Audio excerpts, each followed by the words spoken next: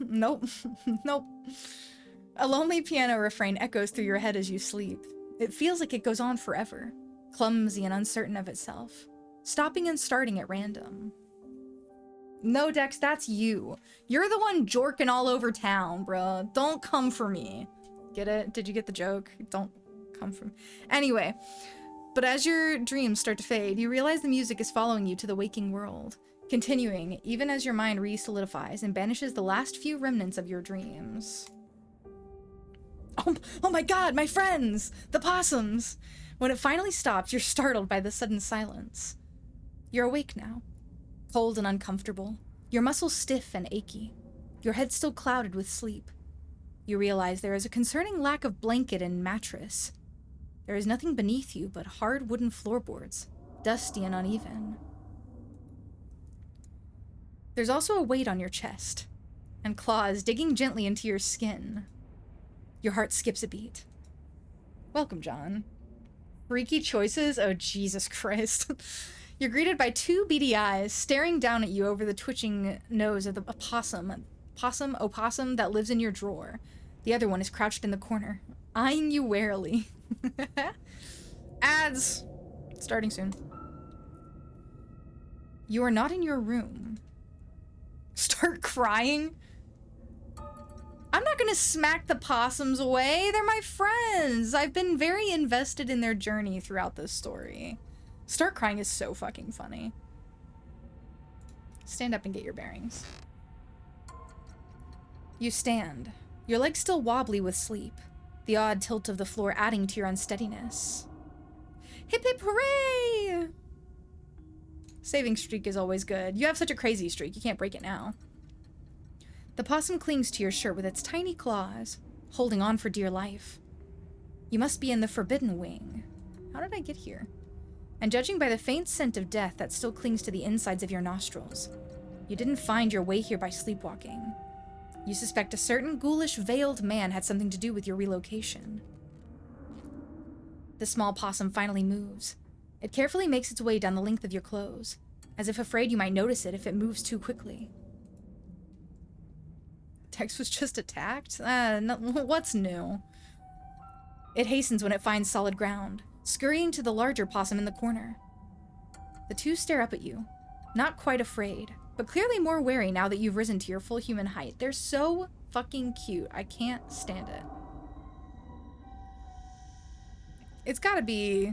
Actually, I don't know if Dex is at work right now. I was gonna say it's gotta be his family, but I don't know if he's working today. Maybe they were watching over you as you slept. Or maybe they were hoping you might be lunch. Do possums eat? What do possums eat? Your uncle. Either way, you're both going your separate ways now.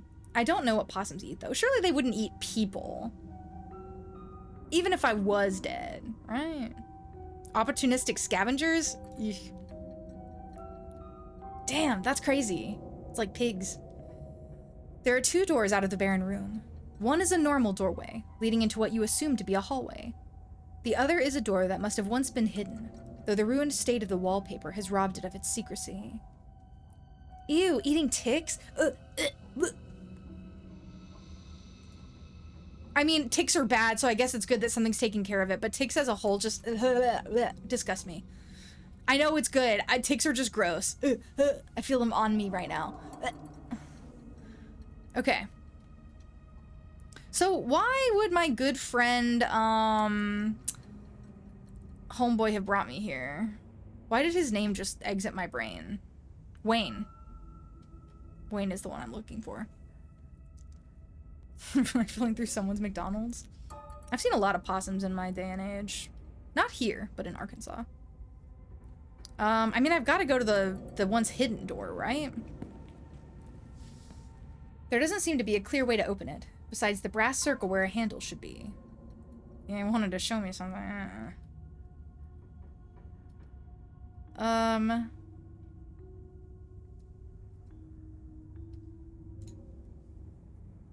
You lean forward, peering into the narrow opening at what lies behind the door. It's your room. What?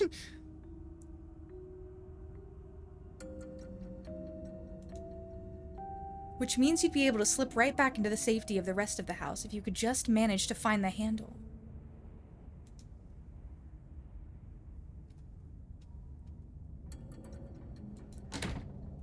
You push on the wall. It doesn't budge. You try messing with the metal contraption that stands in place of the door's handle, tugging and jiggling and pushing on it every which way. And still, nothing.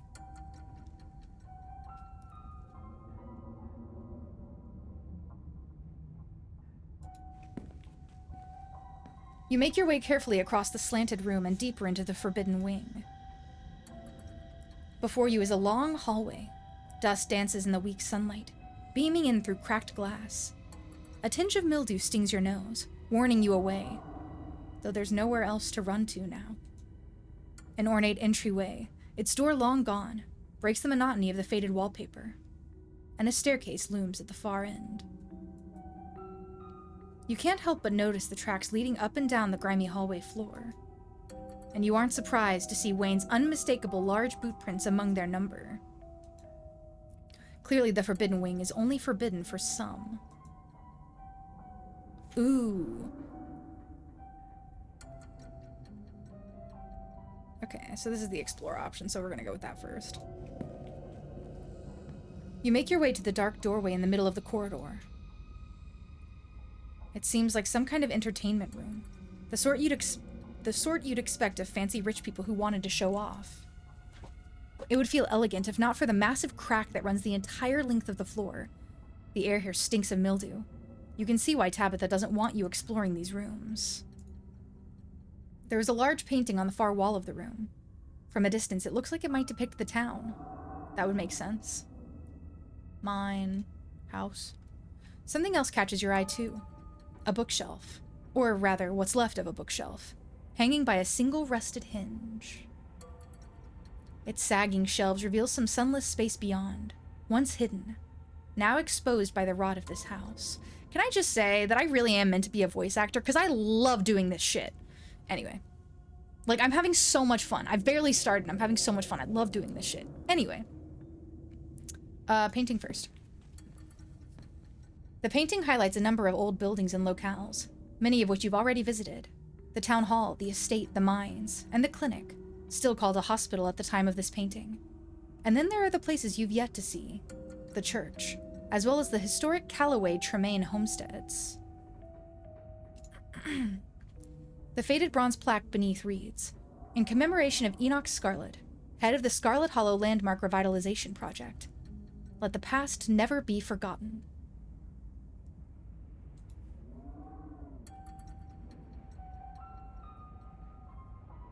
Okay.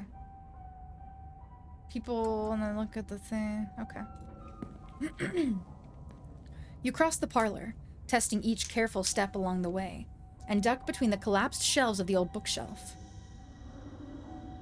The space is dark, its features barely illuminated by the faint light trickling in through the myriad of cracks and holes in the walls. The wallpaper, a deep, exquisite red, adds a blood-like glow to the dimness. I do have keen eye, yeah. I don't think that me being hot is going to be super helpful in this situation, but I think keen eye would. The walls are lined with ornate display cabinets, some empty, some still presenting their antique treasures. Nestled between the cabinets, a single tall bookshelf remains standing, its occupants dusty, but mostly intact. You never know? I mean, I guess if Wayne shows up, like, maybe. But hopefully not. But all of these are ornamental details. Your focus is drawn to an expensive-looking antique desk in the center of the room. Wayne and I are bros. Nothing more. Oh, interesting.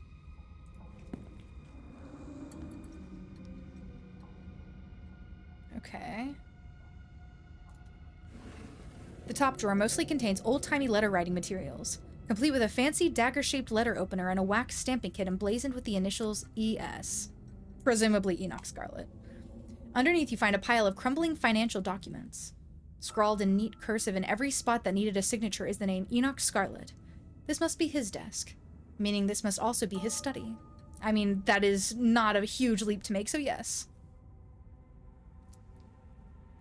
The monster fuckers of the Scarlet Hollow community. Yeah, well, I mean, I guess I can't really say much because I romanced Reese, right? But I was romancing him before he was a freak. The freak was less attractive to me. I'll be so honest with you. And at the very bottom of the drawer, you're surprised to find a face you recognize staring back up at you. An antique photograph of a young man. His blonde hair nearly white against the dark sepia background. It's Teddy. He looks almost exactly the same as he did in your vision. Almost. Teddy is the one who was presumed dead because he mind collapsed, right? All right. Okay, he's not a monster in the beginning. He's just a twink. He's just an emo twink. Am I emo? I don't think I am. Maybe sometimes. There's a carefree look in his eye that seemed to have faded by the time he found his way to that hospital bed.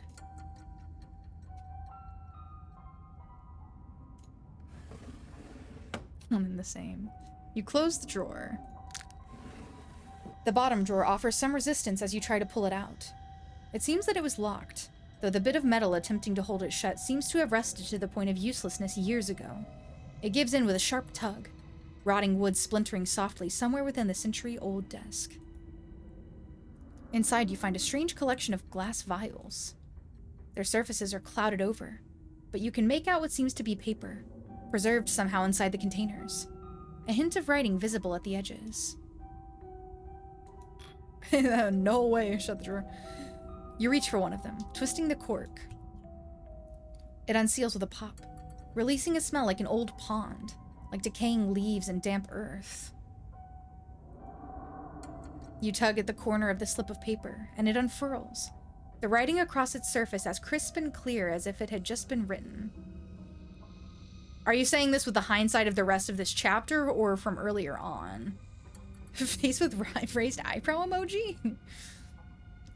To Miss Maeve, I know it has been several years since my last visit, but I do hope you remember the young lad who used to find himself at your doorstep more than you probably would have liked. I write you now with the utmost... But the paper dissolves before you can finish reading it, as if it finally realized that it had been submerged all these years, turning to useless pulp between your fingers. It's unlikely you'll have the chance to return here, and the vials are too delicate to carry with you. Keep reading? Yeah, keep reading. You open another. Miss Verena, trouble with tea. Your presence requested at... And another. Verena, know what you tried. Do not appreciate the attempt at subterfuge. Thought we both... Again, it dissolves. Some of these letters are addressed to Miss Maeve, and some to a Verena. All are signed E.S. You assume these have to be from Enoch. Many seem unimportant, just listing a time and place. You assume meetings between Enoch and whoever this Verena may have been. Before you know it, the drawer is empty. The floor around you scattered with drained vials, the air stinking of wet rot. Gross. Okay. I just feel like there's more I want to look at. Well,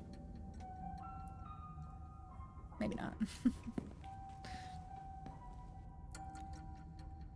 You return to the hallway outside of the parlor. You follow the path laid out in the dust.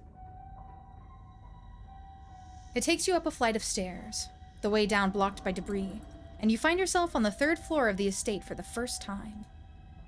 There are more footprints leading all the way down the hallway and into the farthest door. There are much fainter tracks leading to the room in front of you, its doorway hidden behind a stack of boxes. These footprints are old enough to have accumulated some dust. They were also notably not made by boots. If you had to guess, you'd assume they were loafers, or some other kind of low heel.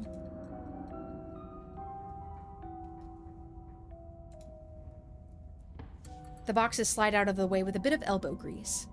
You push past them into the room beyond.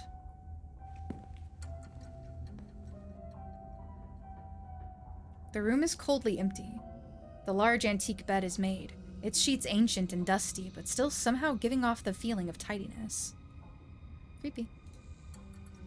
Even with cobwebs stretched between each corner of its four-poster frame. You step towards the desk, its drawers practically overflowing with stationery.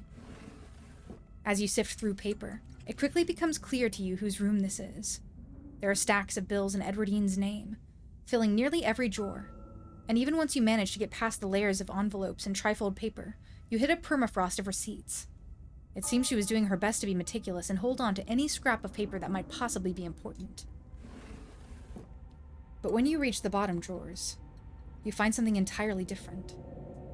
Greeting cards, letters, small wrapped packages, some opened, some sealed, some crumpled into messy balls. You open one of the cards. Both pages are taken up by a handwritten note. Tabby, hope you're doing well. Not a day goes by that I don't miss you. Hope Pearland treats you to your best Christmas yet. I'm not sure what sort of doodads you're into these days, so I sent a little something that made me think of you. I made sure they were the best shells of the bunch. Not sure how rare any of them are, but they're awful pretty, and they've still got that beach smell. And make sure you put your ear up to them too. It doesn't compare to the real thing, but it comes close enough. And in case you think that makes me a cheapskate, I made sure to send along a little cash too, so you can get yourself something a little nicer than glorified beach trash. Make sure you get Pearland to take you to the nice toy store, because that's where I'd take you if I was there. If you get the time, I'd love to hear from you. I miss you so much, Tabby, and I'm always thinking of you. You can come out and visit me anytime. I know you've always wanted to see what it's like out east. I've made sure to write out my address on the back of this card, just in case you didn't know how to get a hold of me. Been missing you, my incredible, wonderful, amazing daughter. All my love, Dad. He pulled out another from closer to the top of the pile, writing the, address on the back, hey, just in case you, don't have my address anymore or something, I'm still here. Happy birthday, Tabby. It's me again, your old dad. So the big 2-0. Oh, I can't believe my daughter is such an adult. In my mind, you're still that bouncy little kid doing cartwheels on the front lawn. I cannot imagine any version of Tabitha doing that shit. Telling me what various sounds animals make like you're the professor of animal noises. I have no idea if you read these, but I'll keep writing them. Even if sometimes it feels like I'm writing them to a ghost. I mean, we haven't spoken in almost 15 years. You're a whole human being now, and I have no idea what you're like. This is getting me, guys. This is sad. I like to think we'd get along, though. As always, my address is on the back. Ah, fuck, this is getting me. Why? Oh. I hope you'll decide to come visit me one of these days. I've got a guest room all set up just in case. It's always ready for you, kid. Damn. That's sad. There are years and years of these. The bottom drawer is almost entirely unopened envelopes dated from when Tabitha would have been just a kid. All from him. You pocket a few of the cards. Ugh, that got me.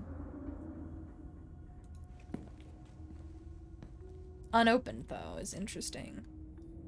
Because either she was over her dad, but I mean, it was all...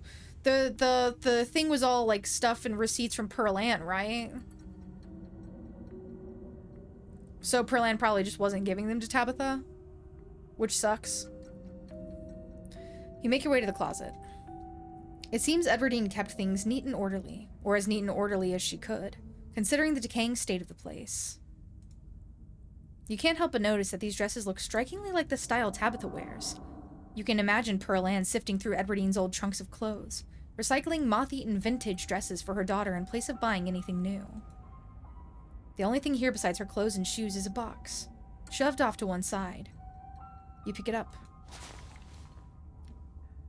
Ah, that's creepy. Child-sized overalls, striped shirts, a small pair of trousers with suspenders still attached. One of those little sailor suits boys from the 50s were always wearing. There were...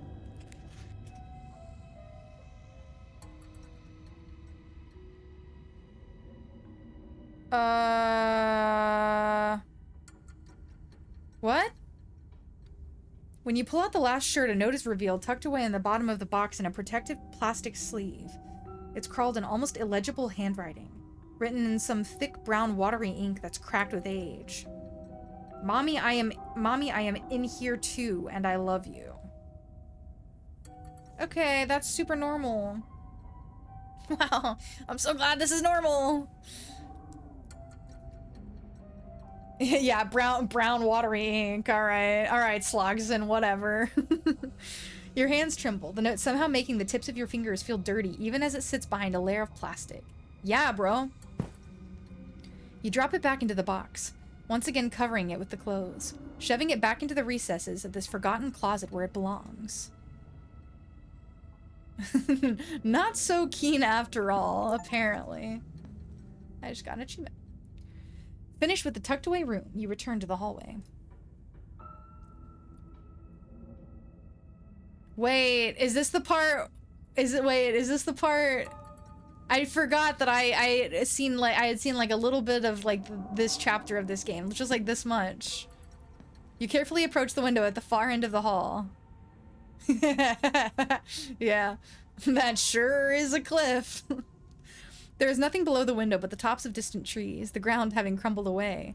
The only thing stopping you from plummeting to your death is the straining foundation that still somehow holds this place together. That sure is a cliff. I don't know, maybe my eyes are super keen. That sure is a cliff. At least for now.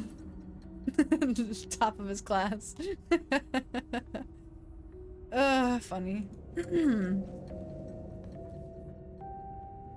This space was clearly once a nursery, though no child has been in here for a long, long time. Clearly not. The top shelf is occupied by antique picture books, Dick and Jane, books of nursery rhymes, ancient editions of Grimm's fairy tales. The lower shelves are full of educational material, from children's encyclopedias to writing practice workbooks. From the sheer number of learning-oriented books on the shelf, you get the impression that the children who lived here were not supposed to be as interested in fun and fiction as they were in diction and spelling. I just had like a fucking brain blast to the past, where I don't know if everybody's parents did this. Maybe this was just my mom. Every summer in like elementary school, not in high school because I was doing other stuff, but in elementary school, when summer rolled around, my mom would go get, we would get like a workbook of stuff from the grade I had just left. And over, I don't know if I would do the whole thing or just some things sometimes, but over the summer I would like fill out the workbook because she didn't want me to forget what I had learned in the grade before. I forgot about that. That just dug up a memory from my childhood that I had forgotten about. Keen eye. But that doesn't seem to have stopped them from making their own fun. Well, that's good. You see quite a few books with children's art stuffed in between the pages, the corners peeking out, tiny scribbled hands waving at you from their yellowed paper. Your elementary school gave you, because like I had summer reading once I got to like middle school, high school, once I got to like 7th grade and up. But between that, hell nah. You reach for a particularly doodled on encyclopedia off the shelf, its pages overflowing. If Daddy plays with me and Mary Belle, if my family goes to the zoo, if Mommy and Grandpa took us to work, if me and Mary Belle and Mommy and Daddy and Grandpa have a picnic.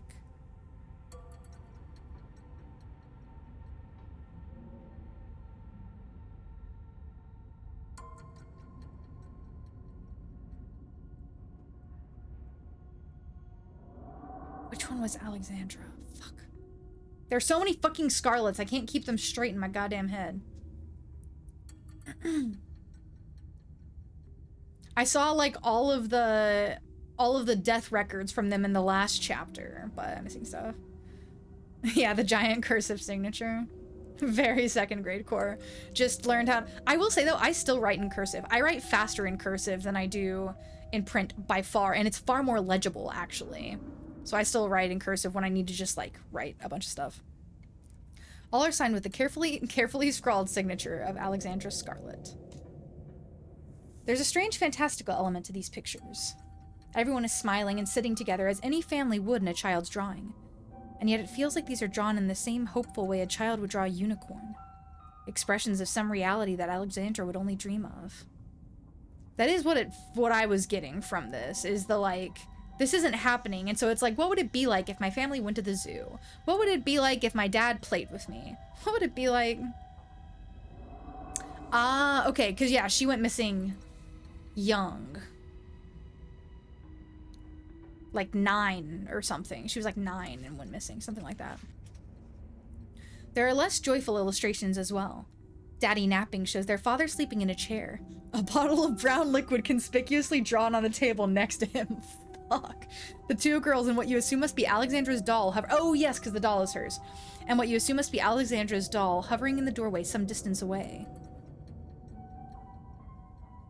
Even the sun is sad.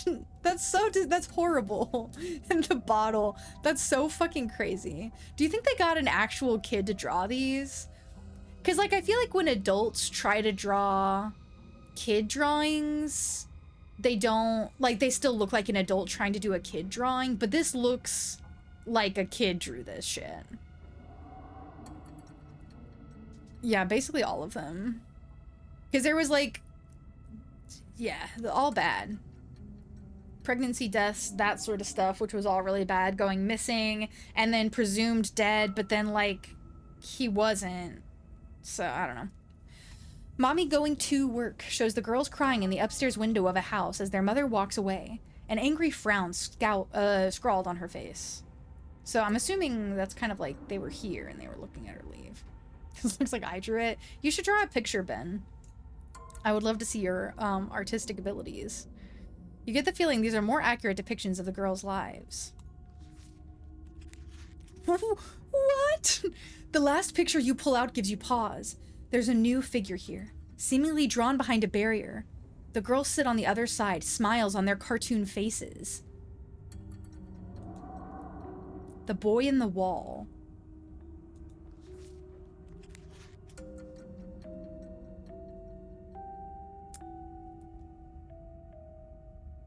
Well, that's rough. You leaf through a few of the practice workbooks, gently turning the near crumbling pages. Oh, you know, the boy in the wall. That sounds... Isn't there, like, a Goosebumps book, and that's, like, basically the title? Reasons Mommy should take me and Maribel to the zoo. 1. We have been very good girls and have not cried for a whole week. Wow! 2. Maribel says elephants are so big and I would like to see one. 3. I think it would be very fun and Mommy would have a good time. Okay, if she went missing when she was 9, she shouldn't be running like that. She shouldn't be running like this. I hope I'm more than just a boy in the wall to you. These are also the work of Alexandra. Shocking. You flip through the rest of the book, your eyes unfocused as the many practice sentences and letter copying pages flash by. But something near the back of the book gives you pause. In a section that starts with the prompt, "Today I," Alexandra continues with, "Talked to the boy in the wall." There he is again. So, bloody note that says, like, "I'm here too, Mom," or "I'm in here too, Mom," and "boy in the wall." Same boy?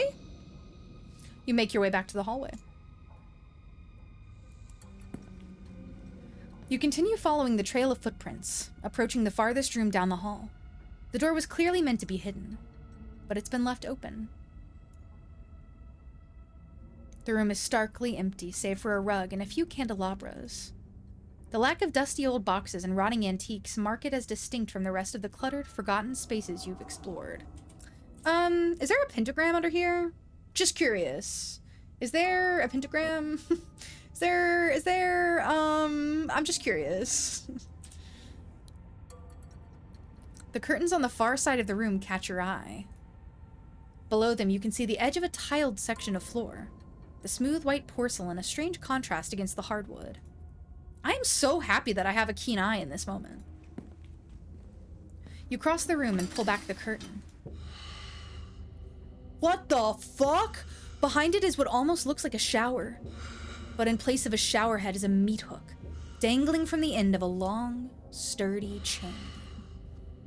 As your eyes travel down the wall to the drain on the floor, you can just make out the rusty stains of what looks like long dried blood caked in between the tiles.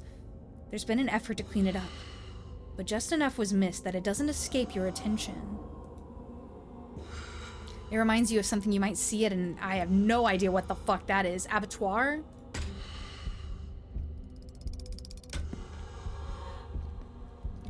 You continue forward towards the door on the far side of the room. Slaughterhouse. Good to know. Checks out.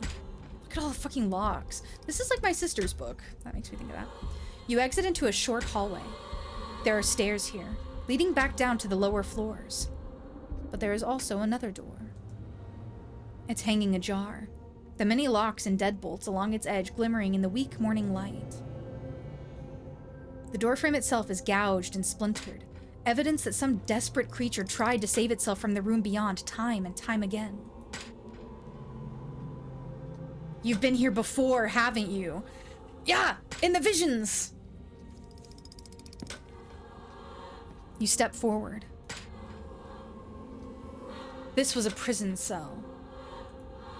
Everything about this place reeks of neglected humanity. The walls are covered in scratches, legible words mixed in with the nonsense of desperate clawing. The one window, set high in the far wall, is fitted with a thick pane of glass, as if the iron bars just beyond it wouldn't be enough to hold the imprisoned. You can't help but notice that the doll from your closet sits, watching you from the bed, one eyelid drooping.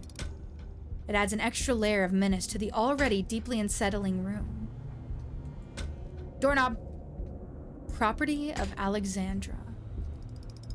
Your eyes are drawn to the massive, almost letters dug as deep into the brick walls as the cell's prisoner could manage, highlighted with whatever pigments were available. And then, one final detail grabs you. A metallic glint from the filthy, bare mattress. A doorknob.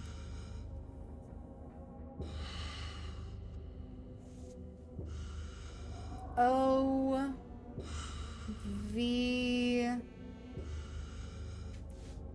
Mess it up. Is that a C or an O? That almost look. I don't know. This is what you've been looking for. Was it left here for you? The text is rage bait, dead ass. It's like, it's close. It's like I can almost see it, but also does it make an actual word? I don't fucking know. As you take it, a sound wraps around you. Music. The tinkling of piano keys, played by a clumsy hand. They echo up a narrow staircase at the end of the hall.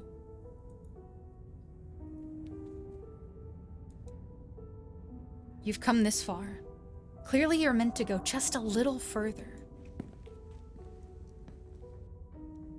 The stairs take you into what you have to assume was once a servant's quarters. A network of cramped passageways hidden away behind the expansive rooms of the estate without so much as a window for illumination. But you persist, and descend deeper into the bowels of the Scarlet estate. The echoing piano your only company. Soon enough, you see light again. The sun creeping in through the edges of a nearly hidden door. You're at the end of another long corridor. Its high ceilings and tall windows are almost disorienting as you step out from the cramped, gloomy stairwell. The music echoes mournfully in the vast space, a chorus of wind adding a melancholic harmony as it whips in from the overgrown courtyard outside. Hello, Henna. I hope you're having a good time playing Phasmo. That means the locked door to the Forbidden Wing is just down the hall. But you've yet to confront your guide.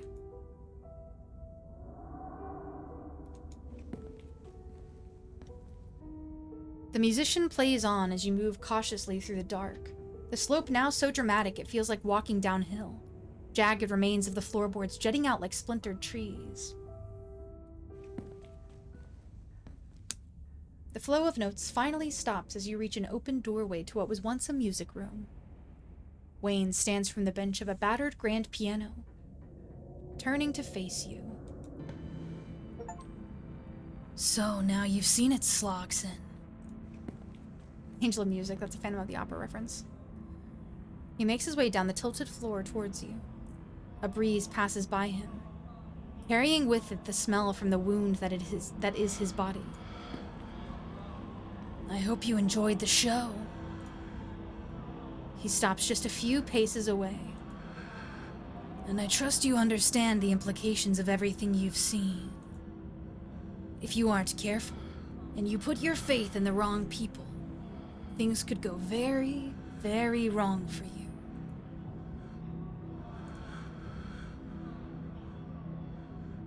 Did you need to carry me off? Honestly, this is real.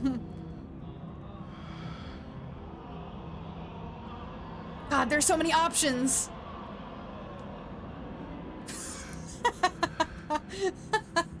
No.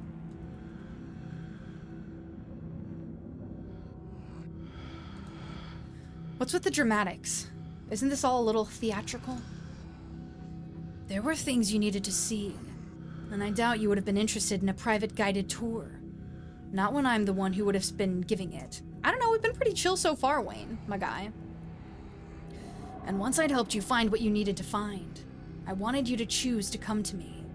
To know you were truly open to a conversation. To unique outcomes? I can imagine. I mean, I can flirt without danger because I'm already dating somebody else, so romance is blocked off. Maybe I'll flirt just for funsies, just to see what happens. God. I'm here, aren't I? Can't you see I trust you? Just tell me everything. You can tell me whatever it is you want me to know. Do you want to be somebody else's puppet, Slogson? I can guide you to where you need to be, but it's up to you to open your eyes. Reed bursts through the window and starts fucking like attacking Wayne. That'd be crazy. The witch holds some of the final pieces. Find her. Pry them from her hands. And then everything should start falling into place. You have no idea who he could be talking about. I only know one person who seems like the witch, personally. Unless you're already starting to forget about her. Memory is a disloyal thing, isn't it? Physical. Easily manipulated. But something being missing from your head doesn't mean it's gone from the world. I don't know who you're talking about. You'll remember when you need to.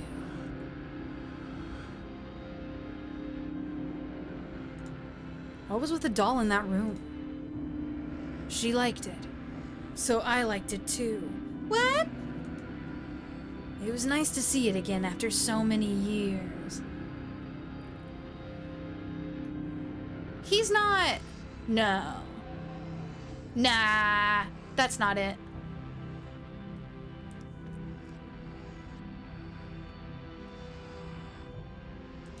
Who lived in that last room? Wayne cocks his head almost playfully. I think I know the answer, but... Wait, what? Just kidding. I did. I'd been in that room a long, long time. He's the boy in the wall. Correct? Though my being free now is meaningless in the grand scheme of things. The town itself is enough of a prison that I might as well still be stuck behind that door. But at least I'm free enough to warn you.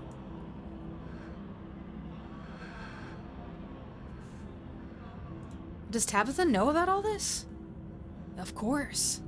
Why do you think she invited you here?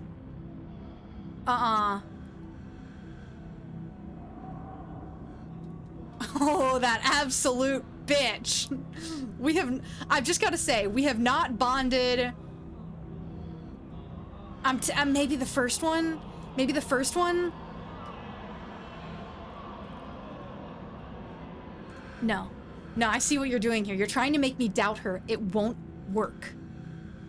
I've given you a glimpse into one of your possible futures. Whether you choose to believe me or not is up to you. But I urge you to consider believing what your eyes have shown you. Your freedom is on the line. What do you mean the town is a prison? I can't leave. No one really can. As it stands now, Scarlet Hollow doesn't like letting go of its prisoners. They may be able to cross the town line, but not without paying a price. That can be changed, though. It wasn't always this way. and it was never meant to be. We can put an end to it. You're using me. You're using me, you motherfucker. I feel it. I feel it.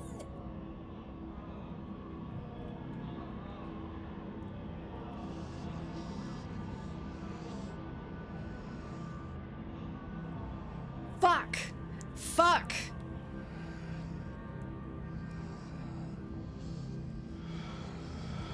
I'm still tempted to press it, but I think I'm not going to. I'll save that for whatever playthrough I inevitably romance Wayne. It is not this day.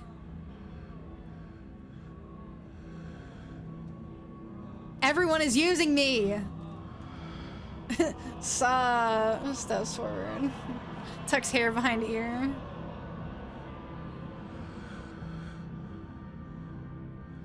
I trusted Wayne up until this second. Up until this very second, I trusted Wayne.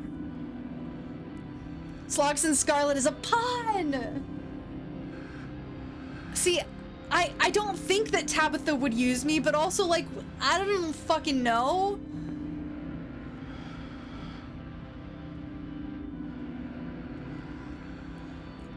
I don't believe you. So be it. I can show you the realities of your situation, but I can't force you to believe anything you don't want to believe. I only hope that you won't let yourself get caught up in someone else's lies. I mean, Tabitha and I don't get along, but it feels crazy to, like, lure me here, right? I don't think she's like that. I'll be on my way.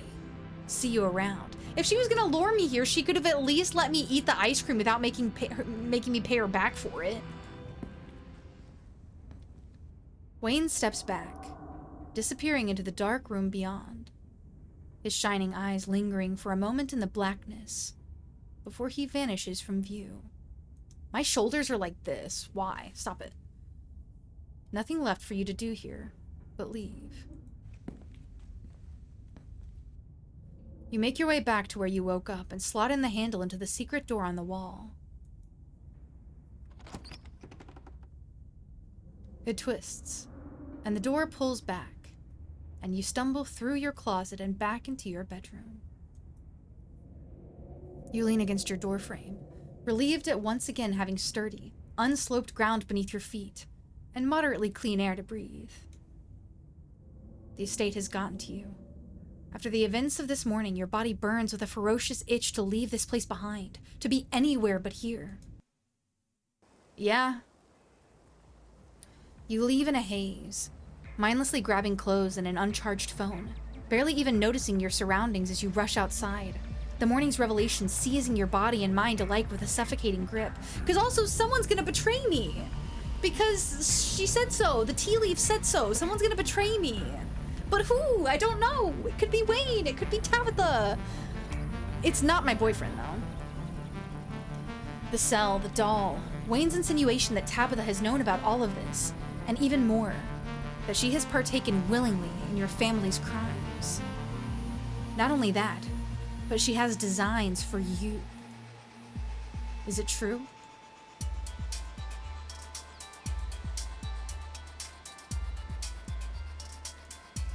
Tabitha needs to explain herself. There is nothing else that can possibly ease the growing pit in your stomach.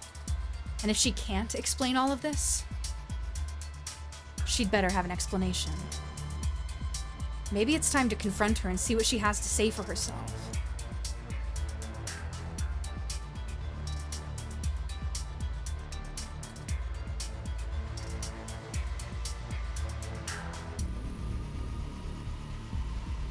Ooh, I don't know.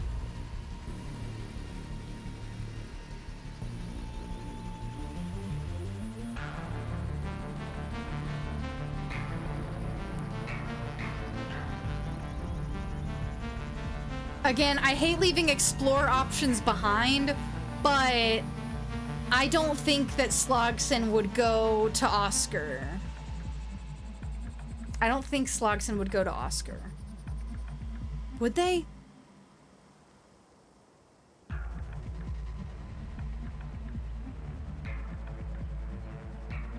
Because it's mostly that I'm not ready to make a move that I'm like, that's not true. I'm ready to make a move. We're gonna find the witch.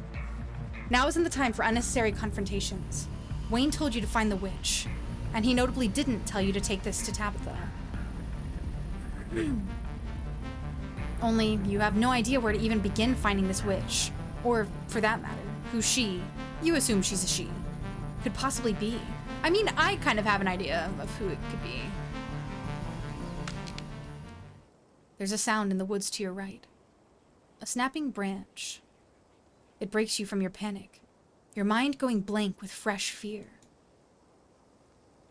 My boyfriend! Slogson. It's my boyfriend and his freaky little thing-a-things. Great. It's Reese, standing nervously at the edge of the woods. The warped faces of his paintings stare down at you from the safety of the trees. Are you okay? You look scared. Is it me? I'm sorry, I know I must have seemed kind of unhinged last night, but I'm okay. I'm not going to hurt you. You rush forward, catching the nervous creature off guard as you wrap him up in your arms. Oh. It takes him a moment to react, tensing in your grip, as if his mind refuses to accept that you would choose to touch him. But he softens, folding his long limbs around you, holding you gently against his bony chest. You can hear his heartbeat.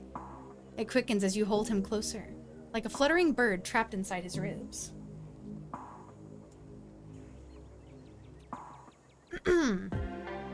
Together, you measure your breaths, both of you calming yourselves with the other's presence.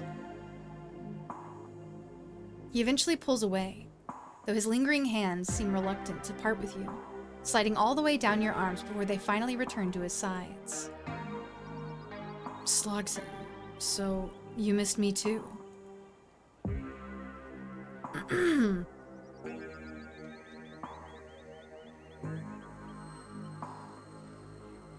Let's see.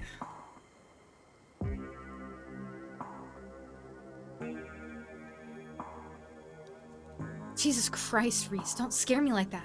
Too much has already happened today. Sorry, I didn't know how to get your attention, and you seemed so freaked out. Where did he get a leather jacket from, by the way? May I just ask? I am curious about that. Reese listens intently as you attempt to pull it all into words, trying to form coherent sentences despite the panic that still threatens to reduce you to blabbering nonsense. You being dragged away in your sleep, the hidden study. Your budding doubts about Tabitha are obvious.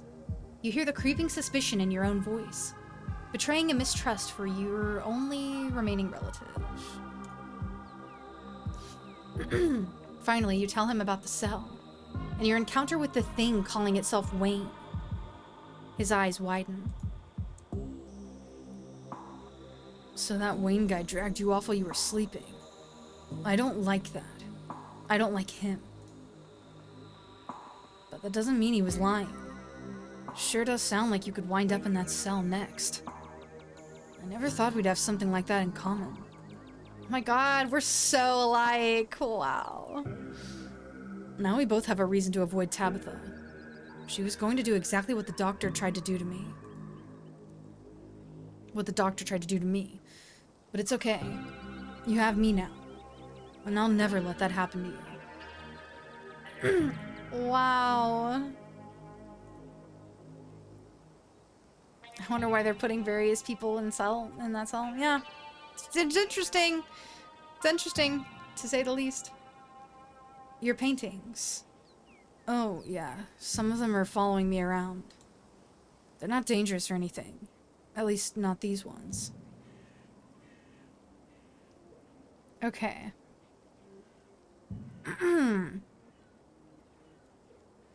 I want to go confront Tabitha.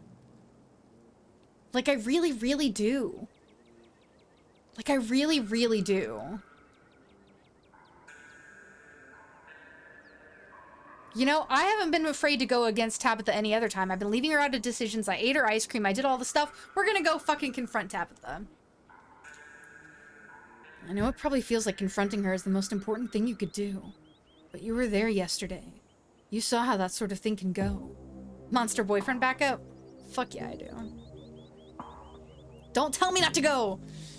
Trust me, I still feel angry as I did then. As angry as I did then.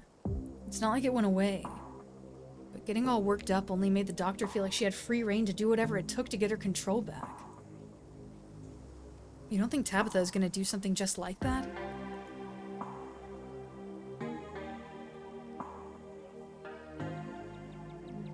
I can't wait to do a run where all I do is tell everybody that they need to get out of town and then I try to bail as quickly as possible. Because, like, every time you meet someone, basically, it's like, hey, by the way, this place sucks and you should leave. And I've never chosen it, but I think it'd be so fucking funny. Then what should we do? We have to do something. Don't worry. I think I know exactly what we should do next. You know how there was that stone in the basement? The one that gave you a seizure? I'm pretty sure I don't know, connected to it or something. I can feel it. Like it's in my head. And I can feel the other ones too. This is good because I wanted to go after the stone things, but I was being in character. They're talking to me. But not in words, just in feelings and shapes. Nothing I can really explain. There was one in the library, right? That one feels like a headache. Like it's trying to go somewhere and keeps hitting a wall. And up in the mines, it sounds like whispering. And it feels cold, even though it looks like fire when I focus on it. I felt another one last night, somewhere in the woods. I think I was near Duke's place. It was like roots underground, warm and growing, taking something that doesn't belong to it. It's lonely, but it doesn't want me there.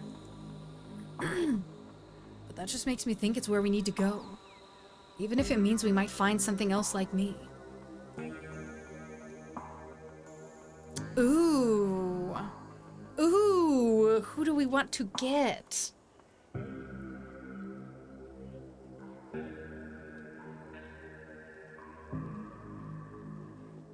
Okay, what would Slogson do? Slogson is good friends with Stella. But also she tends to like freeze up in situations and that's not good. I kind of want to go to Sybil for help.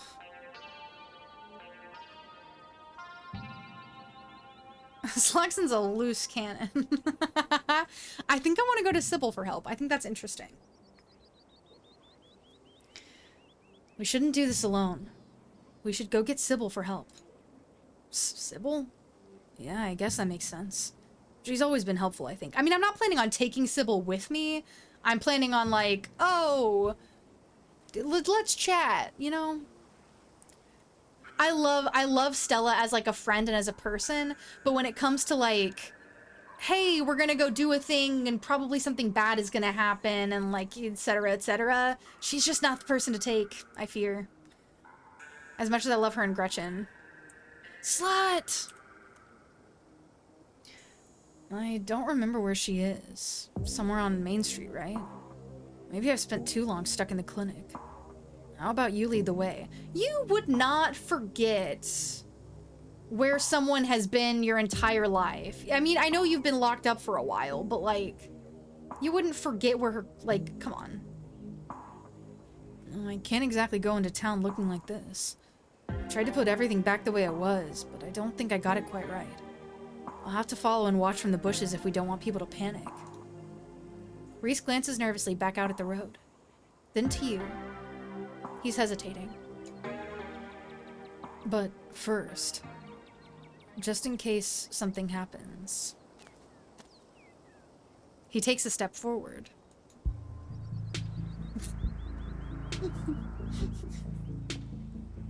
What? Hold on.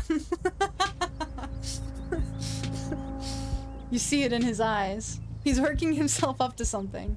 His hand hovers between you, reaching, but afraid to close the distance. Thank you, Hannah. Die, robot scum! Finally, it finds your cheek. His fingertips are cold from his long, lonely night in the woods. His claws sharp and unyielding as they press gently into your skin. He's like we're like really close to each other right now. I'm a little bit uncomfortable, I won't lie to you. I didn't need to see any character this close, I don't think. An almost imperceptible color rises in his face, his breath's coming quicker, his lips parting slightly, hopefully. His nervous eyes settle on your mouth. I can't read this in a sexy way because I'm laughing too much. Why is this dweeb still alive? Fuck off. I'm not into that sort of thing.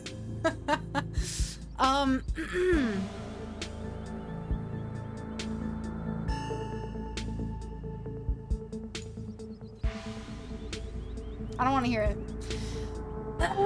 You don't waste another second. You reach up, taking him by the chin and pulling him towards you. Your lips connect. It takes him a moment to realize what's happening.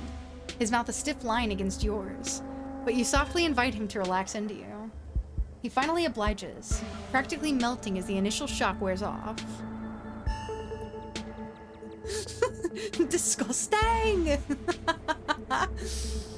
Everybody deal with it.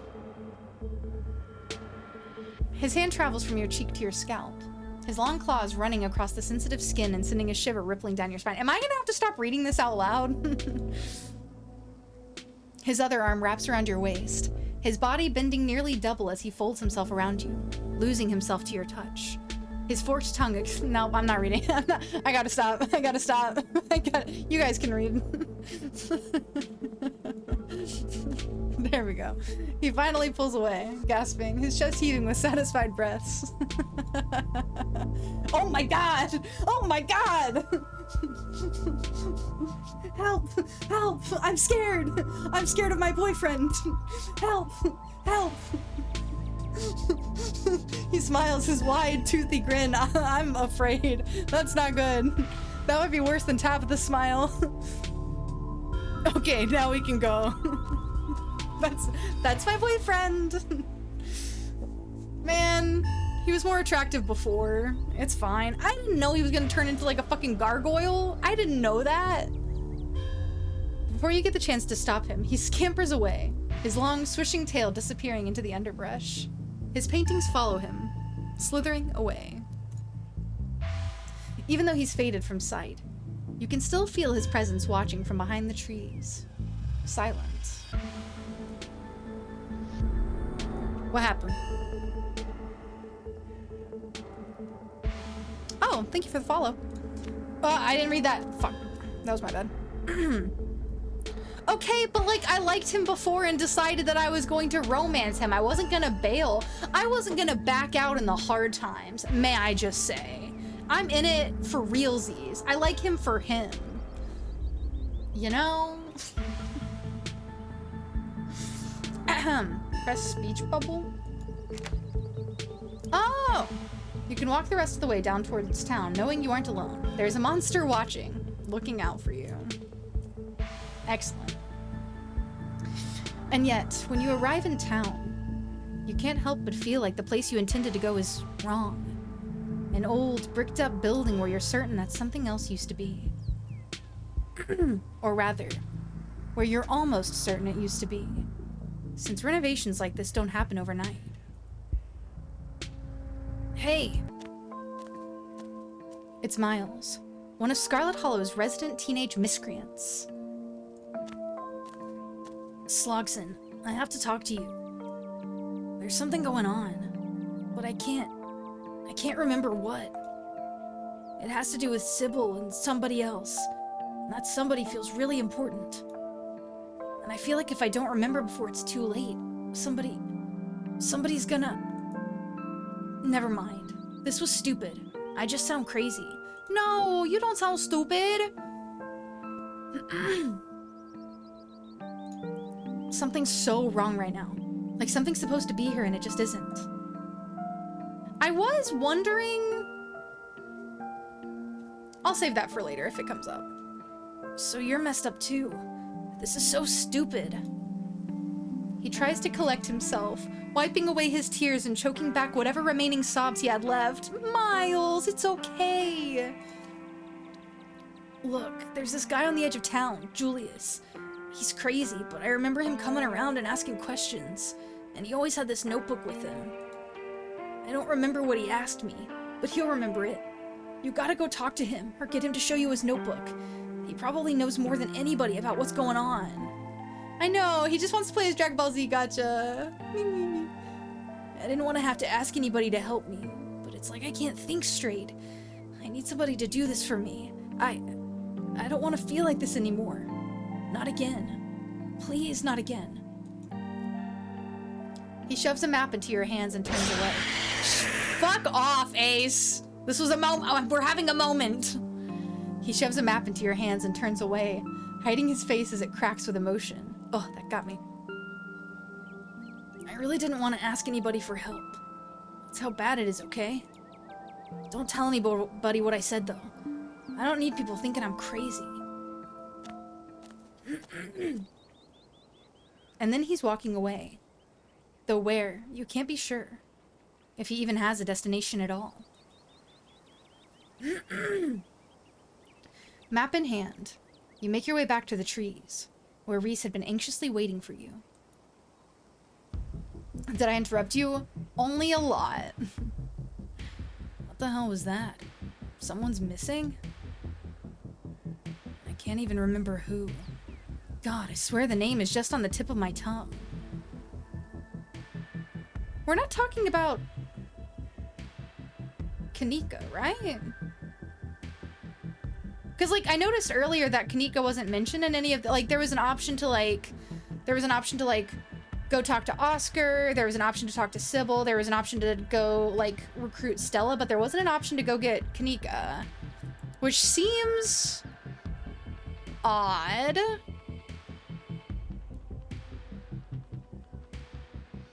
I mean, right?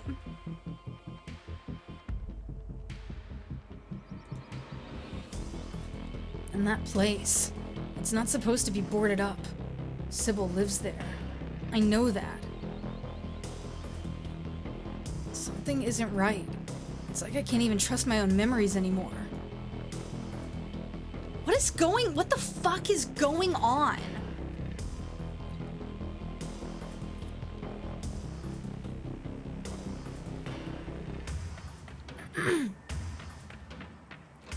I don't know if this makes you feel better, but whatever's wrong with you right now is also wrong with me. Okay, good. That's good. If it's both of us, then we aren't crazy. And we can fix it. He said we should go out to the Tremaine place. If he thinks this missing person is connected to something out there. It feels like everything is pointing us towards the stone out that way. Maybe when we finally get to it, we'll be able to remember what we're forgetting. Because see, I almost brought up Kanika earlier, but then I was like, they just didn't mention her. She just wasn't an option right now for whatever reason. It's like the town is trying to get you there. I can take you through the woods, though it's not a very easy path out to Duke's place. Lots of hills and rocks and, pointy sticks. Oh no, pointy sticks.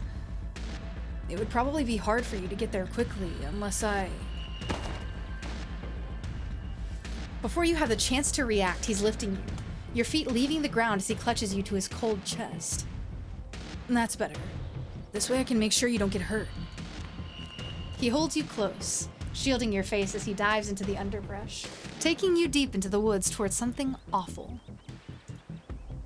It feels impossible for a man with such a slight frame to carry you at all, let alone so quickly and with such seeming ease. But you suppose he did this yesterday too, while you were unconscious. And that was before he had fully realized what he was capable of. That's true, he did carry me yesterday. But even he seems to have his limits. After a while, he's breathing hard, slowing down, stumbling slightly as he tries to maneuver up rocky hills. Though perhaps his stumbling is from more than just exhaustion. He mentioned an odd feeling somewhere out in the woods. And now you feel it too. A prickling at the base of your neck, almost like static electricity. And an emotion comes with it, an urgency that feels like it isn't a part of you, but something planted there. A desire to move faster, to keep going. I'm entirely about letting your boyfriend carry. Honestly, kind of cool. Kind of neat. That's one of the things I love about this shit, is that I know that there are so many options I didn't pick for next time, which means that I get to like, oh, wait. No, it better not be. It's weak, though. Just a nagging little anxious thought. Easily ignored. At least for now. I'm not even gonna say it. Ugh, I feel a little sick.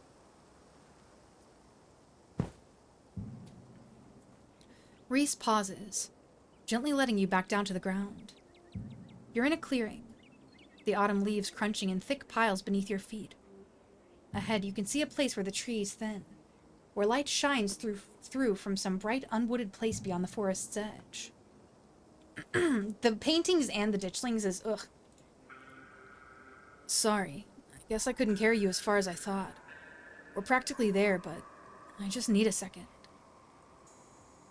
God, I'm starving.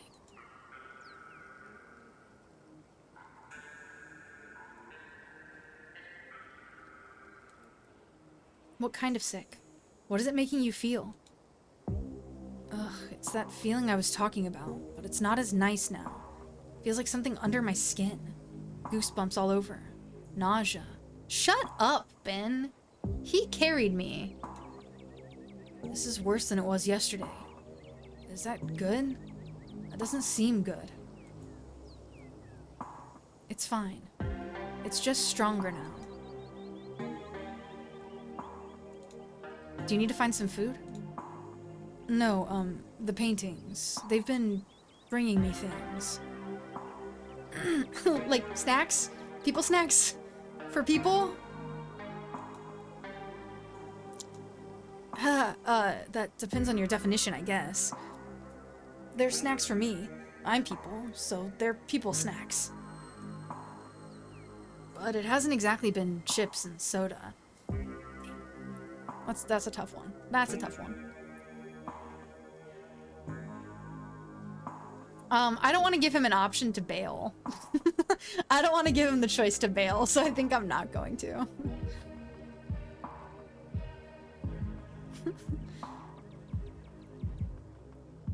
I feel it already. The pull. Like I really don't want to stop. Yeah, I can see it. Your eyes are far away, like you're distracted. Like you aren't seeing anything else. You looked that way yesterday too, when you went after the wall. The range on this thing must be huge if it's getting to us all the way out here in the woods. One of the paintings appears nearby, interrupting. No! It stares down at you from over the freshly dead corpse of a squirrel, clutched in its malformed little hands. Oh, that's breakfast. Damn it. Why couldn't you— oh my god! Why couldn't you just be a normal twink? Why couldn't you just be a normal twink, Reese? This is, in fact, my boyfriend. I liked him better when he was a normal twink. I'm gonna be so honest with you. Don't tell him that, but it's the truth. He sheepishly takes the squirrel from his painted golem, glancing back at you like a dog who knows he's about to do something you won't like. He raises the squirrel's limp body to his mouth. He was just an emo twink. That's not abnormal. He was like an artsy, he was a tortured artist type. Please don't watch. Happily, I will look away.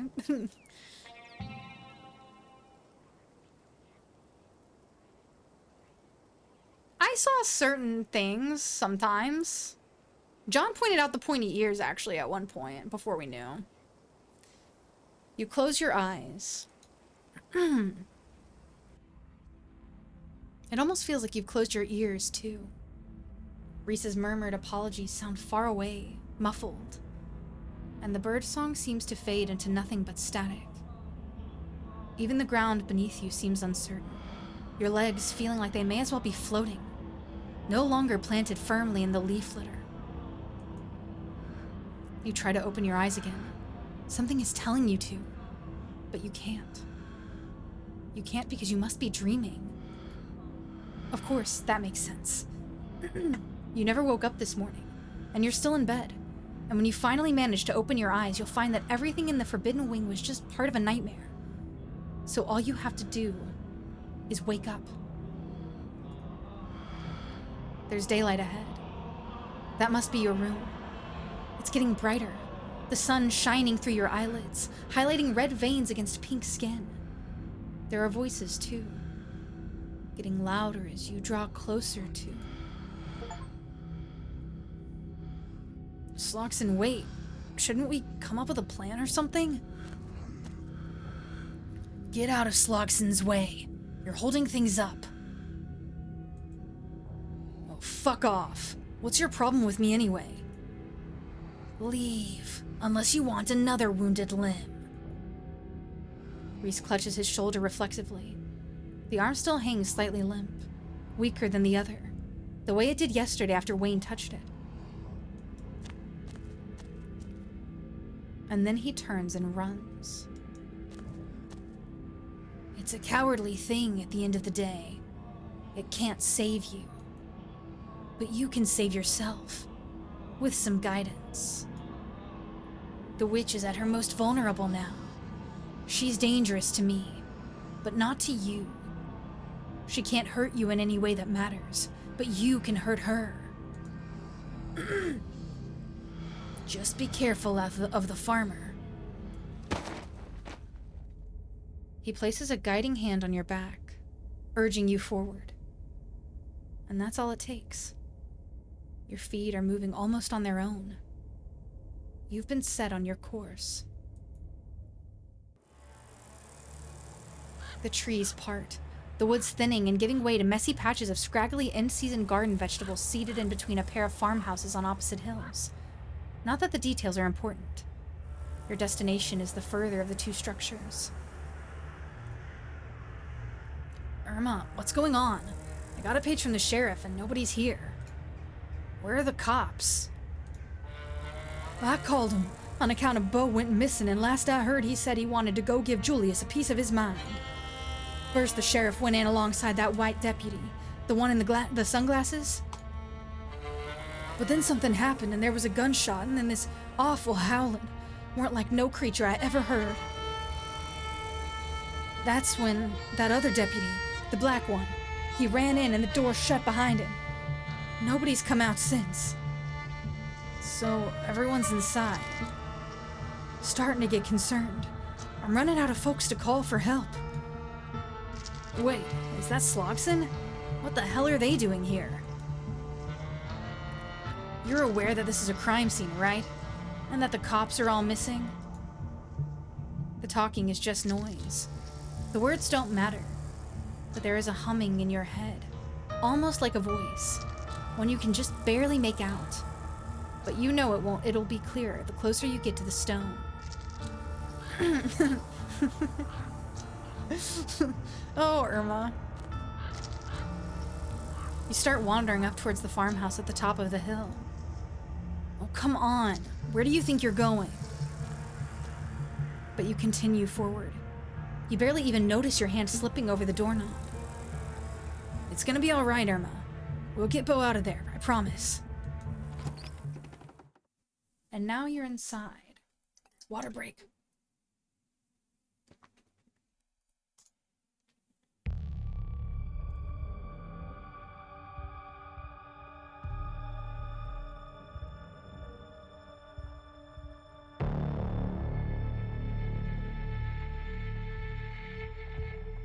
Sheriff Hugby dangles in the middle of the room. An axe, attached to some strange mechanism in the ceiling, is embedded in his face. Thank you, Roggle. Thank you.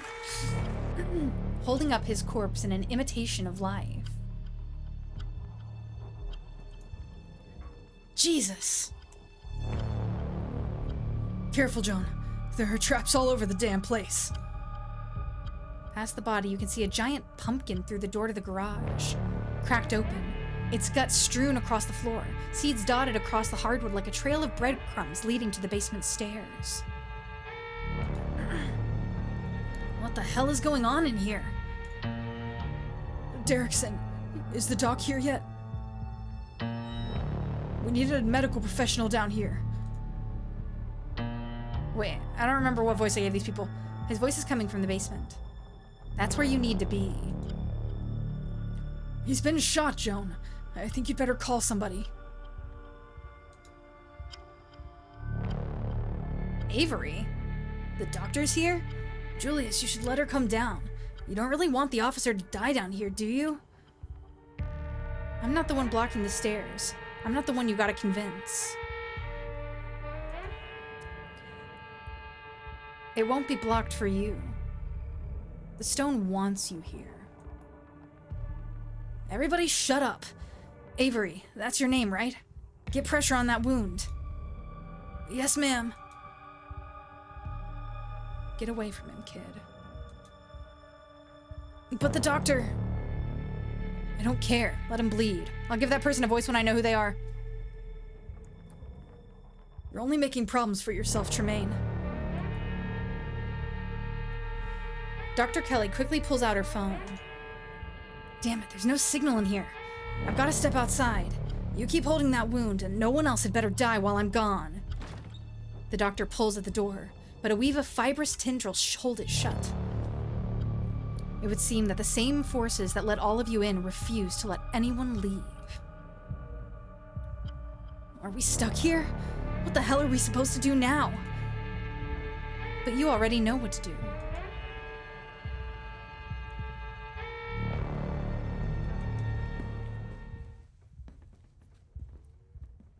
Honestly, that's real, Ben.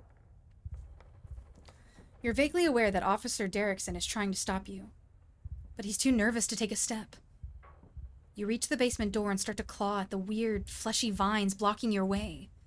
They're strong, but they relent under your touch, welcoming you down below. What's good, Korok? Who the hell? So, you tried to undermine me, witch. I should have known you'd try to find a way around the rules. You've trapped the town. This isn't what any of us wanted. You should nullify the deal before this gets any worse. It's just unhappy. I didn't think something like that would be so opinionated. But I have a plan to placate it. If it wants a less broken body, it can have one. Then we'll see if it still feels cheated enough to hold a grudge. It's not too late, Enoch. You can let Eddie have the baby, and your family can go back to normal, happy and unburdened. I'll clean everything up. It can be like nothing ever happened. I'll even leave town. Manipulative hag. That's what you wanted all along, wasn't it? This whole ordeal was just an opportunity for you to have access to it. Well, I know better than to hand an ounce of power over to you, Verena. Hey. You're not dead, are you?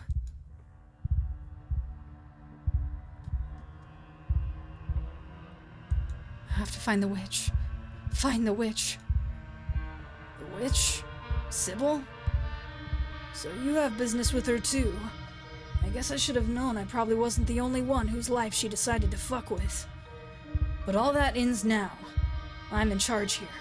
I'll get what I was promised. Hey man, calm down. It's all good. Speak for yourself.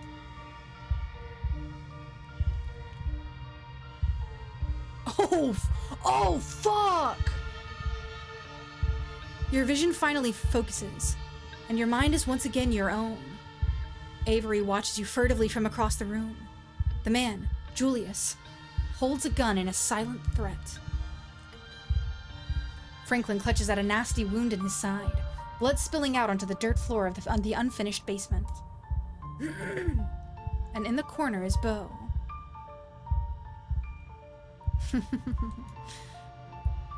Something's attached to him. The source of the awful noise. It stutters with pained inhalations. Beau is still breathing, but he doesn't look well. No shit, Sherlock! Ah, it moved! It moved! The stone brought you here and stuck you in the middle of another nightmare. Slogson, we can't get to you. The door's sealed shut.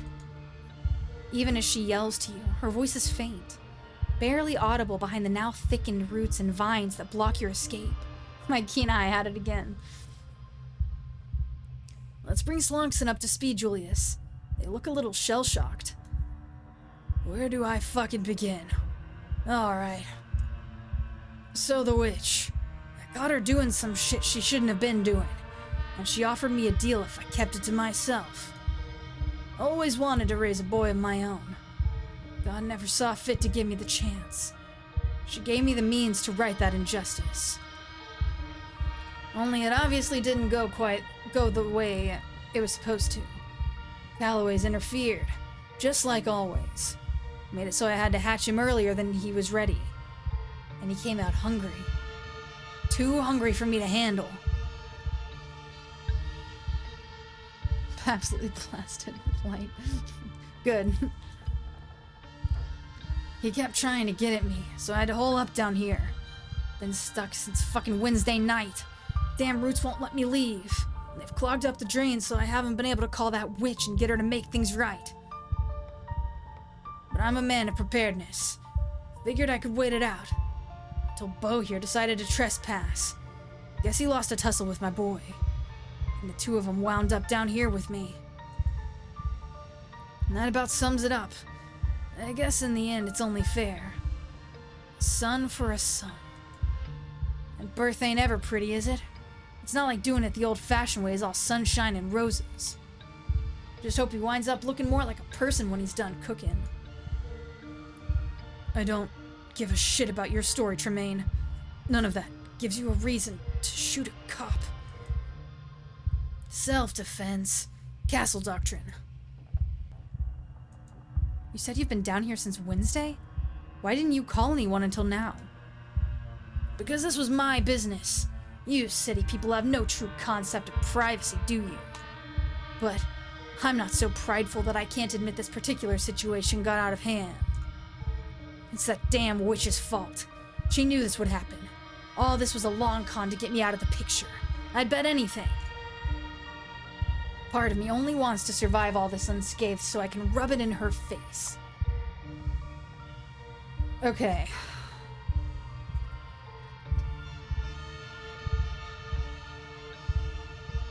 Avery, I thought you were chill. Why the hell are you helping this guy?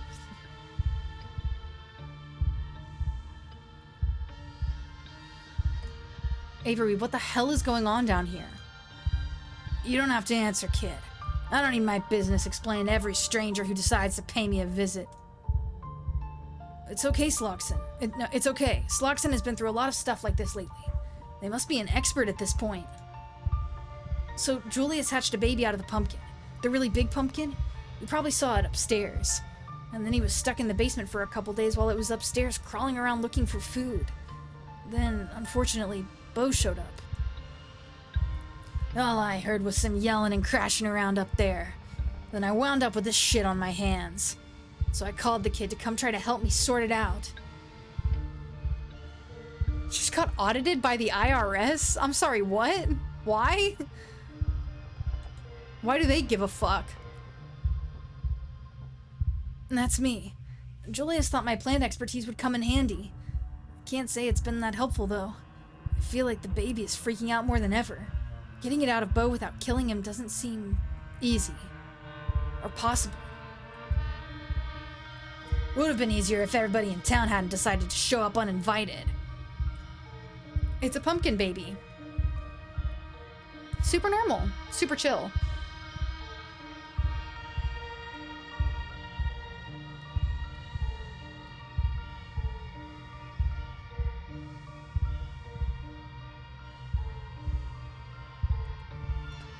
Do you know how to contact her? The witch? Of course I fucking do.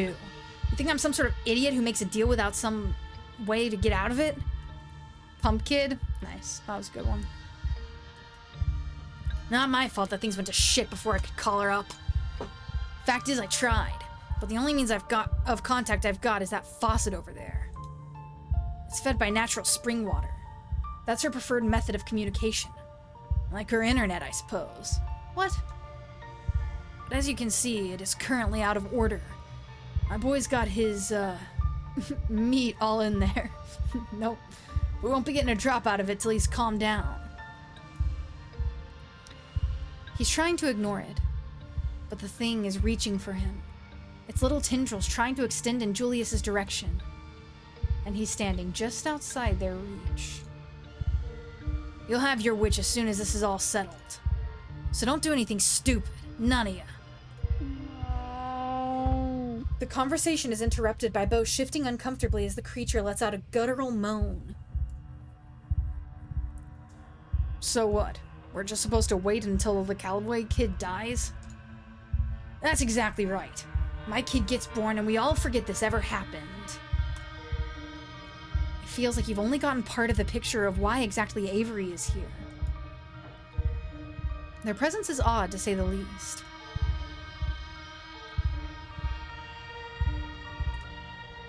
Avery, why exactly are you here? Well, Julius called me. I figured it must be pretty serious, especially since he'd been missing from the diner for a couple days, so I came right away. The kid knows about plants, and my boy is still technically a plant. Of course I called. I figured there'd be some solution like, I don't know, giving the boy some less alive fertilizer?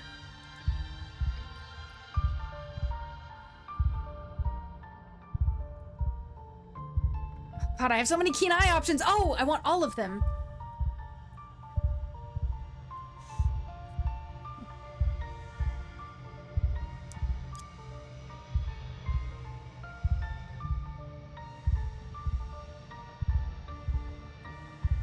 Julius, why did you really call Avery? I think, you know, even a plant expert would have a hard time with this. None of your fucking business. What if I want to know? Fine. You're always polite. Served coffee with a smile, no complaints. Saved the corner booth for me the way I like it. Just felt like you spared more than a passing thought my way. And that counts for a lot when you're somebody like me who doesn't talk to nobody. Wow. And I always thought you might have hated me. I get some of that from older people around here. And the miners. If it weren't for Winnie, I know it would be worse. I try to ignore it. I know I don't exactly blend in. Neither do I. Guess I figured I meant we had more in common than not. Bo squirms, moaning in pain. The conversation pauses. It's looking worse. Quit eyeing the boy like that. I can tell you want to jump in and do something stupid. Never should have called you up here. This is a family issue. Should have been solved within the family. But you didn't call family to help you. You called me.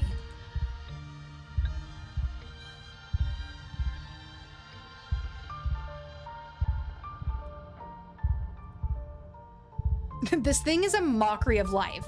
It needs to die.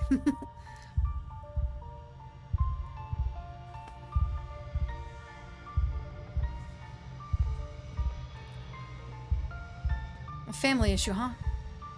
Maybe the boy doesn't have to die. Neither of them has to. Maybe you can share this burden together instead. What the hell are you even saying? You're saying we might be family adjacent enough that maybe we could take the burden off of Bo. Is that right? Family? You weren't even raised here. The hell would you know about being a Tremaine? As somebody who feels alone, even in a town where I pour coffee for nearly everyone every day, most of them don't even bother to learn my name. Probably more than anybody else around here, including your own cousins. Julius doesn't respond. He watches as the boy shifts on top of Bo, crying meekly. What exactly are you saying we should do? Let him do that to us. Move him off of Bo. See if he'll come willingly, and hopefully, two of us can manage it better than he can all on his own. Especially if we're not fighting him every step of the way.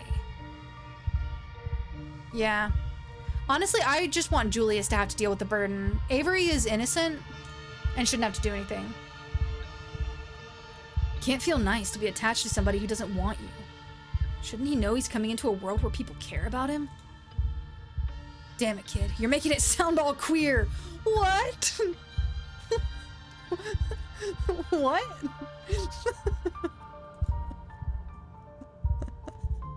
I'm so dead. Damn it, boy. You're making it sound all queer. If you want to raise a kid right, you're going to have to soften up sometime, old man.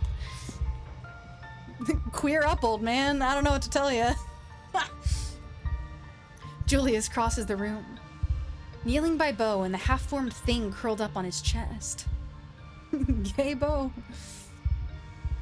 If you're a liberal, you should support abortion right now. Oh, I hate that noise. It immediately reaches out. grabbing desperately at him. Avery intercepts. No, let Julius take the burden, Avery! Taking its translucent hand, holding it gently. He could kill us. But it's too late for doubts now. It's started. You can see the tendrils dislodge from inside Beau, and he whimpers, seizing as they slide from underneath his skin, transferring to both Julius and Avery. Oh, Christ! Told you. He gets it. Jesus, fuck, this hurts. It certainly looks painful, but no blood seeps from the wounds where the boy's greedy appendages have broken through. Not a drop going to waste. The boy, in contrast to the pained grimaces of Julius and Avery, seems to finally settle into comfort, falling into something like sleep as it nestles between its donors. That's crazy, Rogel. That's crazy. I got an achievement. Convince two outcasts to work together to save a life. Shared burdens. As the thing's panic fades, the vines blocking the door slacken. The house groans unnaturally, straining under the weight of the relaxing meat of the creature's womb. The faucet in the corner of the room, finally unclogged, bursts to life, and water pours out onto the dirt floor. I mean, if you can really call this saving them. You wanted your witch? Well, here she comes. Hurts. Somebody. Doctor. You got 4 people killed? Jesus Christ. I could understand getting 1 killed. 4? Holy God. You know, it's because I'm so hot and charismatic that they were like, oh, we can't die in Slogson's presence. We can't traumatize them like that. Oh, if you count, yeah. Oh, I guess that makes sense. Oh, yeah. Oh, holy shit. It worked. Your hands are wet. The water is spreading, pooling around you, making the floor slippery with mud. Dr. Kelly rushes down the now unblocked stairs, her eyes wide with horror at the scene in the basement. Yeah, bruh. What the hell happened down here? Beau, can you hear me? Oh, am I getting a checkup? I've been shot as well, ma'am. Need hospital.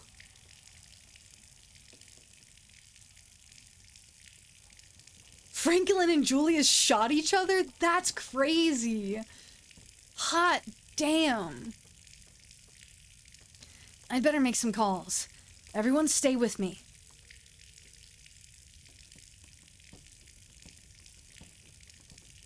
Cry quietly in the corner. Let the water take you. Hello? Me when I put my head under the faucet, specifically just so I can drown myself, so I can forget the horrors I just witnessed.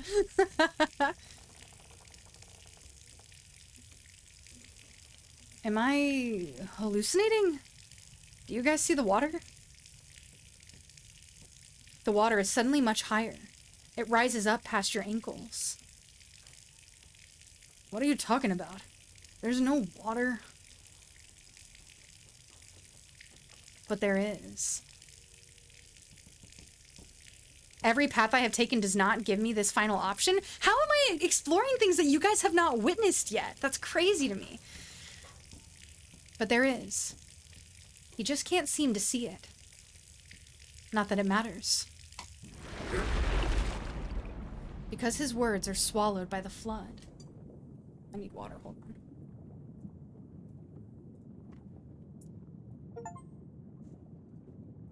Wait. That can't say that yet. There's still more to happen. I just got an achievement for finishing episode 5, but hello? There's stuff happening. That's true.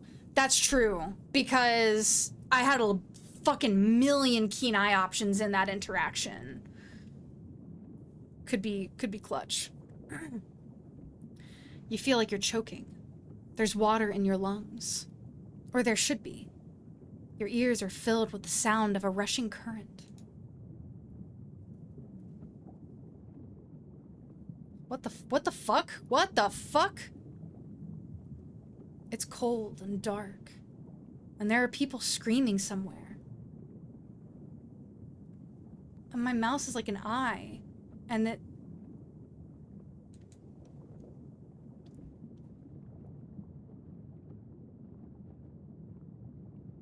There are bodies in the water with you. They are all dead. 1,000 corpses. 1,000 homes, all torn to pieces. But the flood recedes. It hasn't happened yet.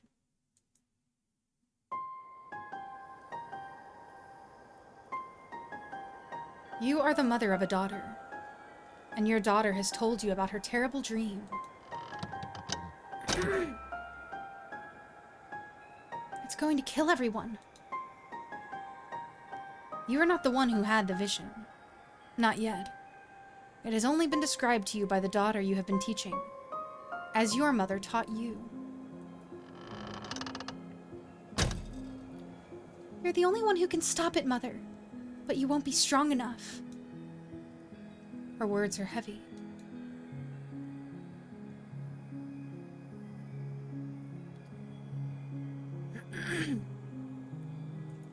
Of course I'll stop it. Don't worry so much, my daughter. No, Mother, I've seen it. You will try to stop it, and you will die. But there's another path. Take my power. I give it willingly.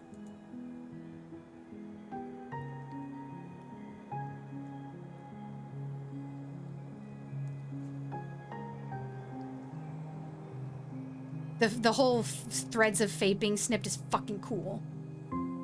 It can't be that I'm destined to lose you. It's too cruel. There's one way you can keep me with you. Take my power. I'll live in you as I once did. I will never leave you.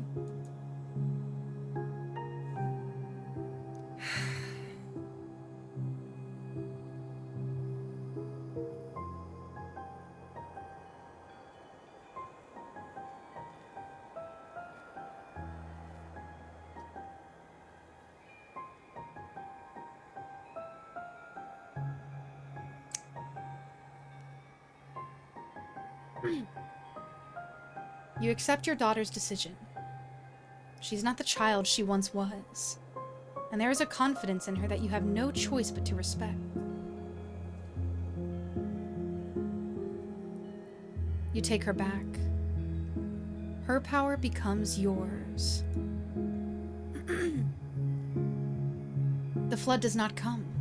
The village is saved. And no one ever knows the sacrifice that was made for their lives. No one but you.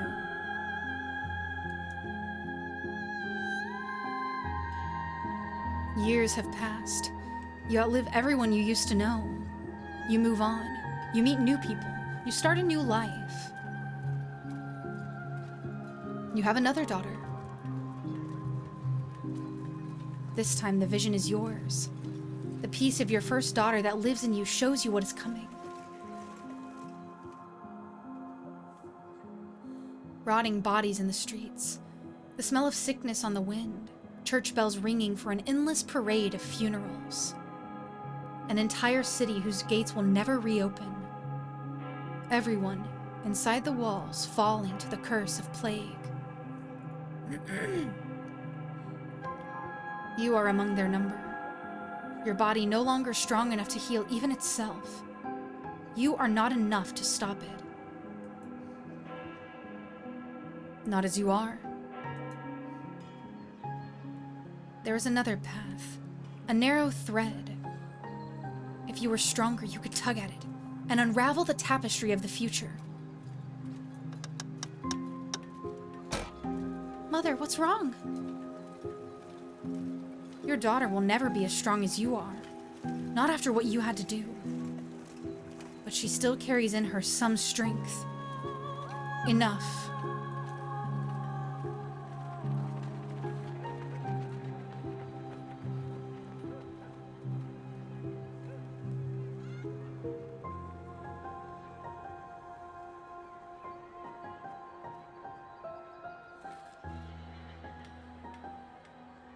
We're gonna do something crazy. You do not offer her an explanation before trying to take her back. She rebels. Her power is weak, but enough that she is not easy to contain. She is frightened.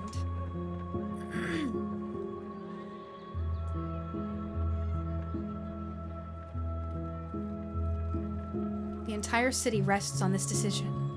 Stop her from leaving. You do not let your daughter run from you. No plague comes. The city never knows that it would have been a ruin. But there is an unhappiness in you. She didn't understand, and what you took of her is angry, confused, restless.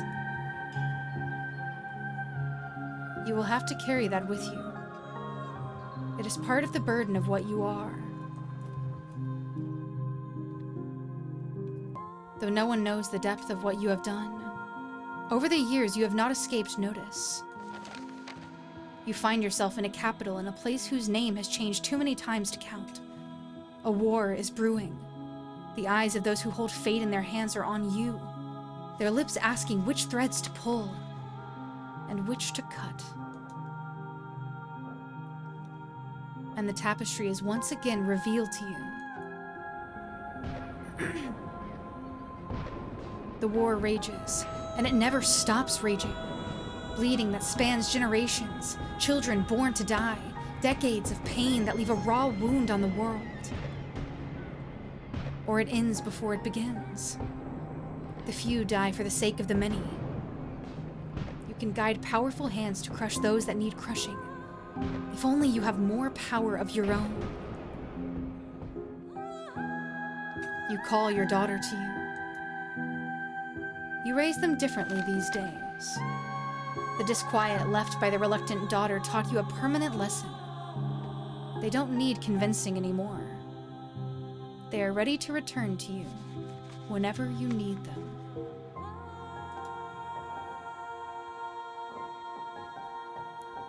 Take her back and stop the war before it starts.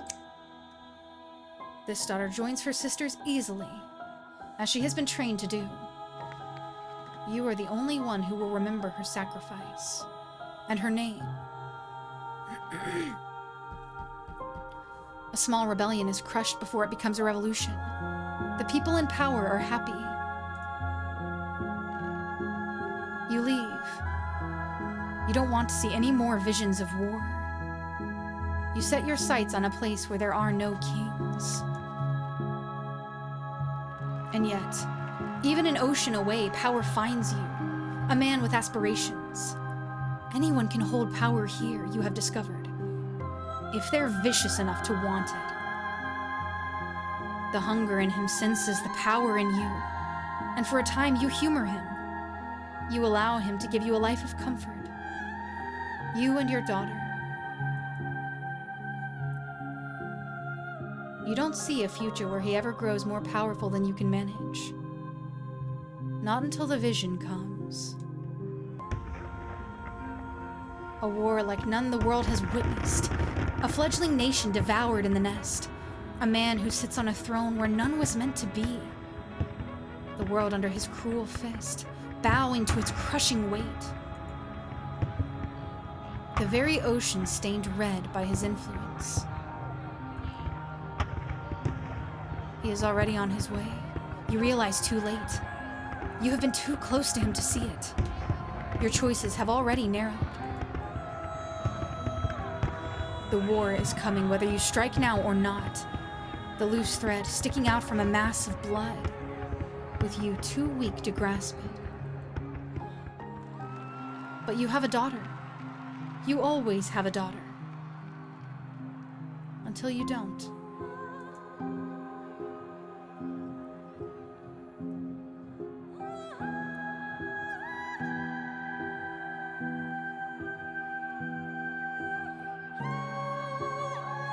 Take her back and erase the man before his name can mean anything.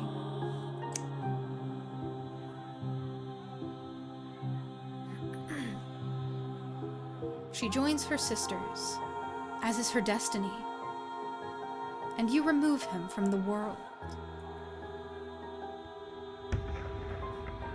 The hole where he was is filled by lesser men, none of whom remember whose shoes they're stepping into, and none of whom can hope to command the way he would have. Blood is spilled. Less blood. But you still feel every drop.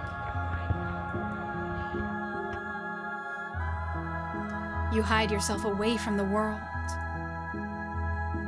You and your daughter. The visions still find you, but here they are small. The decisions simple. You make them all the same, helping where you can. A storm halted. A conflict settled. Until one day, when you are shown a dark pit. Splintering wood, debris trapping everyone inside, bodies burning as the very rock catches fire, children screaming as their flesh bubbles.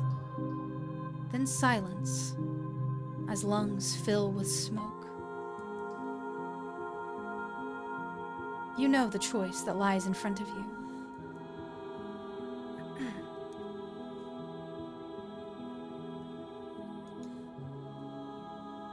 She joins her sisters, as so many have before her. The disaster is averted, lives are saved, and you have another daughter. But that's not what happened.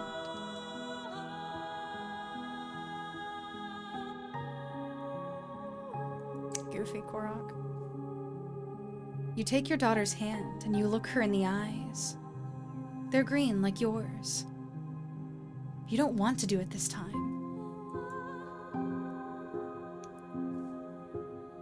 You stare out over the hills together as a plume of smoke rises into the air. But you can't hear the screams from here. You assume you will die one day, like anyone else. After all, you're long past due. Maybe you'll be lucky enough to know your grandchildren before you go.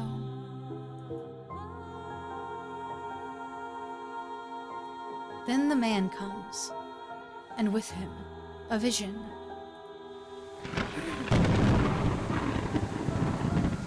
He has already decided. He is bringing something here, something ravenous that doesn't belong, but that has been pressing at the edges of your world, trying to find a way in.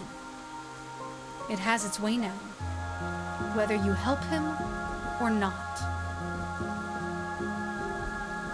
More of the thread you've followed comes into focus, and for the first time, you follow it beyond your death. Disaster after disaster, crisis after crisis, thousands of years of little cuts that you weren't there to mend.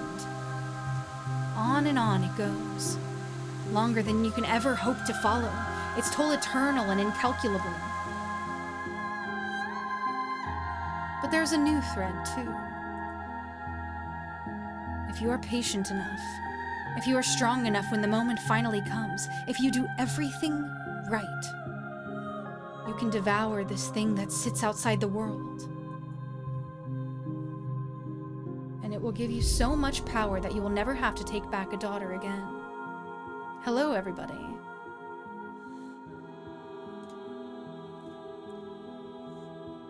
You could fix as many things as you'd care to fix.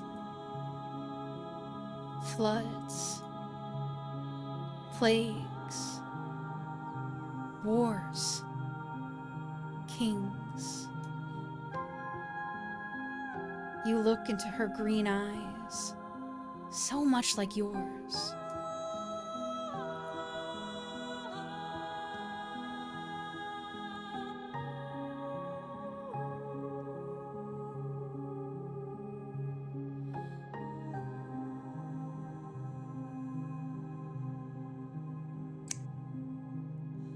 You welcome her back, as you have with every daughter before her, and you help the man.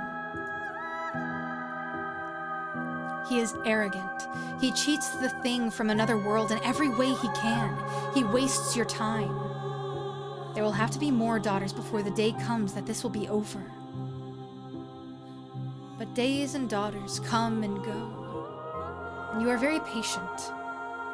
You have to be, if you're to stop the hurt that would scar a world without you there to guide it.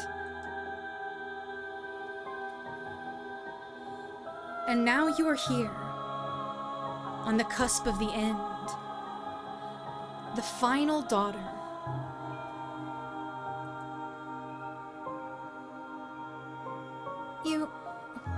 What are you doing here?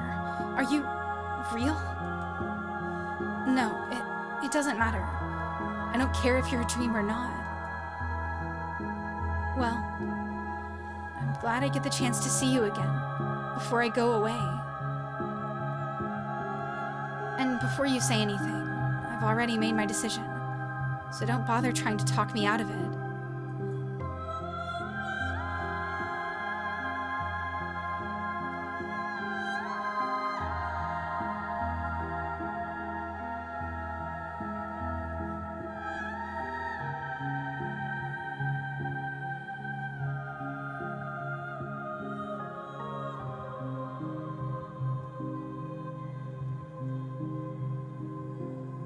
Forgot you.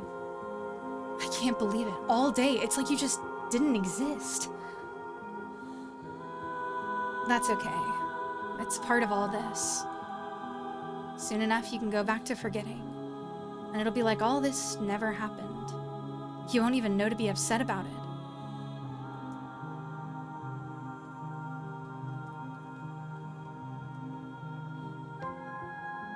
What decision? Did you not just go through that whole life story thing? Was that just me? Look, I'm going to do what I was born to do. I'm going to save lives, Sloxen. More than most people could in a lifetime.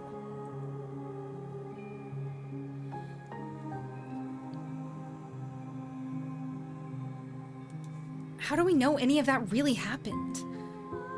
Doubt all you want, but I'm not taking that chance. Because if I turn back now, I'll know everything my mom could have stopped will be my fault.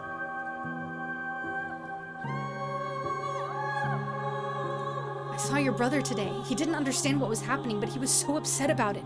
He's most of the reason I even found you. Miles? But he doesn't even like me that much. He always thought I was bossy and annoying. He was upset. It must just be because he doesn't remember how much he hates me. If he did, he wouldn't feel that way.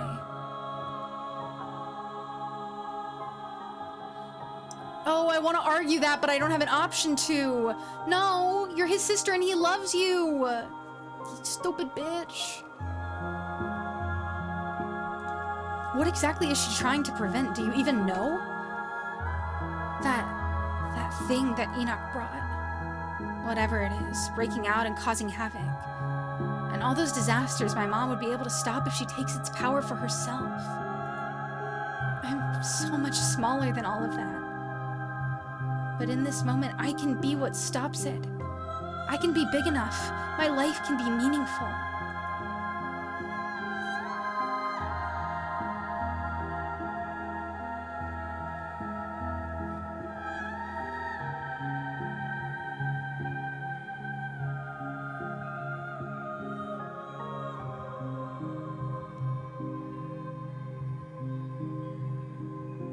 You don't have to do this, Kanika.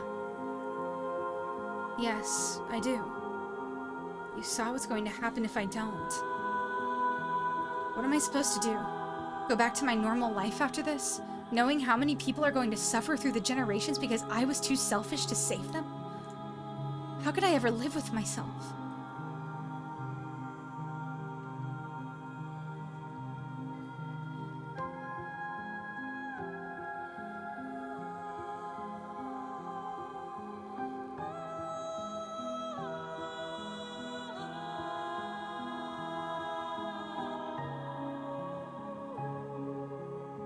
She doesn't see you as a person. She hasn't seen anyone as a person in a long time. You can't trust her to make human decisions when she's no longer human. That's one way to see it. But it could also mean that she does just know more than us. I don't think I can handle it if all of the terrible things she's actually seen happen, knowing it was because I made a selfish choice.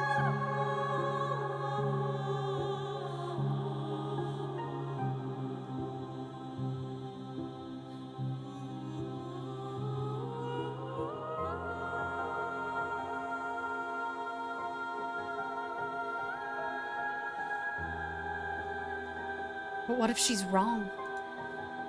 But it doesn't feel wrong. I mean, what else have I done with my life that has any value? Drop out of school? Mope around in a dead-end town telling myself I'm better than that place, even though I'm just as stuck as everyone else? I'm pathetic. This is a better use of my life than whatever I was going to do with it. There are tears in her eyes. See? There's something wrong with me. I'm not a good person. This is probably my only chance to do something of value with my life, and here I am crying about it. Because deep down, Her voice cracks. I don't want people to forget me.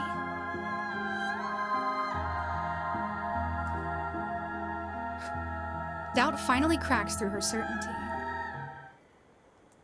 And the witch's illusion cracks with it. Quiet, dear. There's no need to let Slogson talk you in circles. You already know the right answer, remember? I don't know anymore. I need to think about it. Let me go. Slogson, you have no idea the kind of danger you're putting yourself in by being here. You think you're doing the right thing. But all you're doing is dooming countless lives, starting with yours. Tabitha, too. I'm sure you've noticed how stressed she's been. She carries an incredible weight on her shoulders, but she can finally be free. If you let me do what needs doing.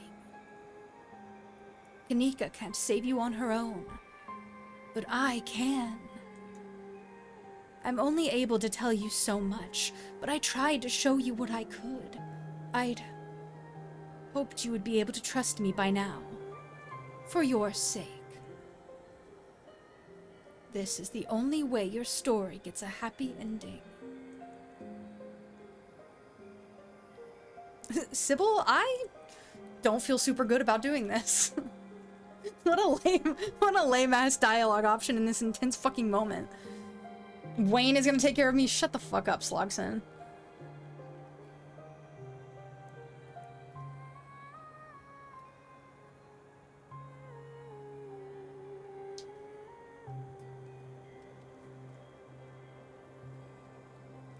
I saw your son this morning. He was confused and miserable about all this. Do you even care?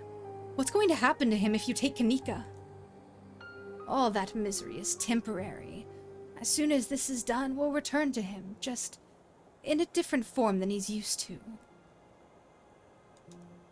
We'll still be his family. We'll still love him. The question you should be asking yourself is what will happen if you stop this from finishing? Do you think Miles will be better off with a broken family in a town where everyone stays trapped? Let him be free to have a future, Slogson.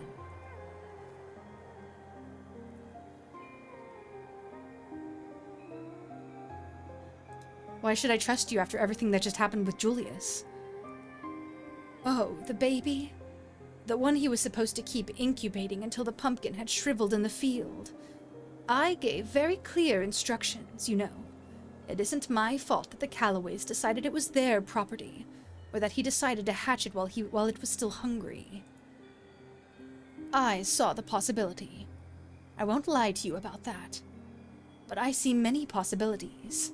It was just as likely that the baby would consume him before anyone was the wiser, or that the pumpkin would be taken to the fair, and the thing inside would die where no one could see its suffering. Sometimes, Slogson, pain is unavoidable. Julius wanted a fix for everything that had gone wrong for him over the decades of his life. I couldn't provide that.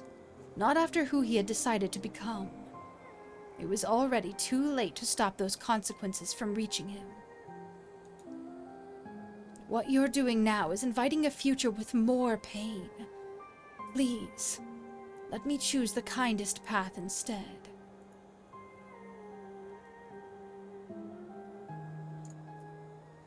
You've already made up your mind. You take Kanika's outstretched arm and pull. Stop! You don't know what you're doing! Kanika, please, you understand. You understand how important this is. I don't think I do. I only understand what you wanted me to understand. You didn't let me think any differently. Well, I'm thinking differently now. I'm getting the hell out of here, and I'm taking Sloxen with me.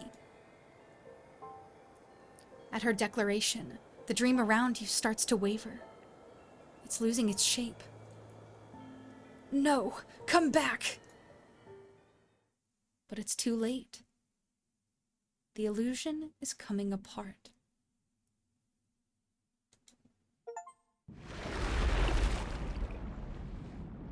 The world shifts nauseatingly around you. You feel like you're being buoyed upwards, ascending rapidly, reality rushing to meet you until finally, you surface.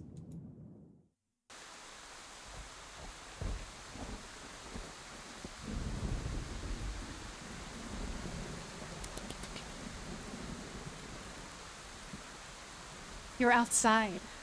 It's raining. You have no idea where you are. What for? I gave him a creeper voice. Tulip? Janie? No, no, no, no, no, no, no. I need more. No, I need more. I can't remember. Did Wayne tell me to help the witch or to tell her to fuck off? Oh my days.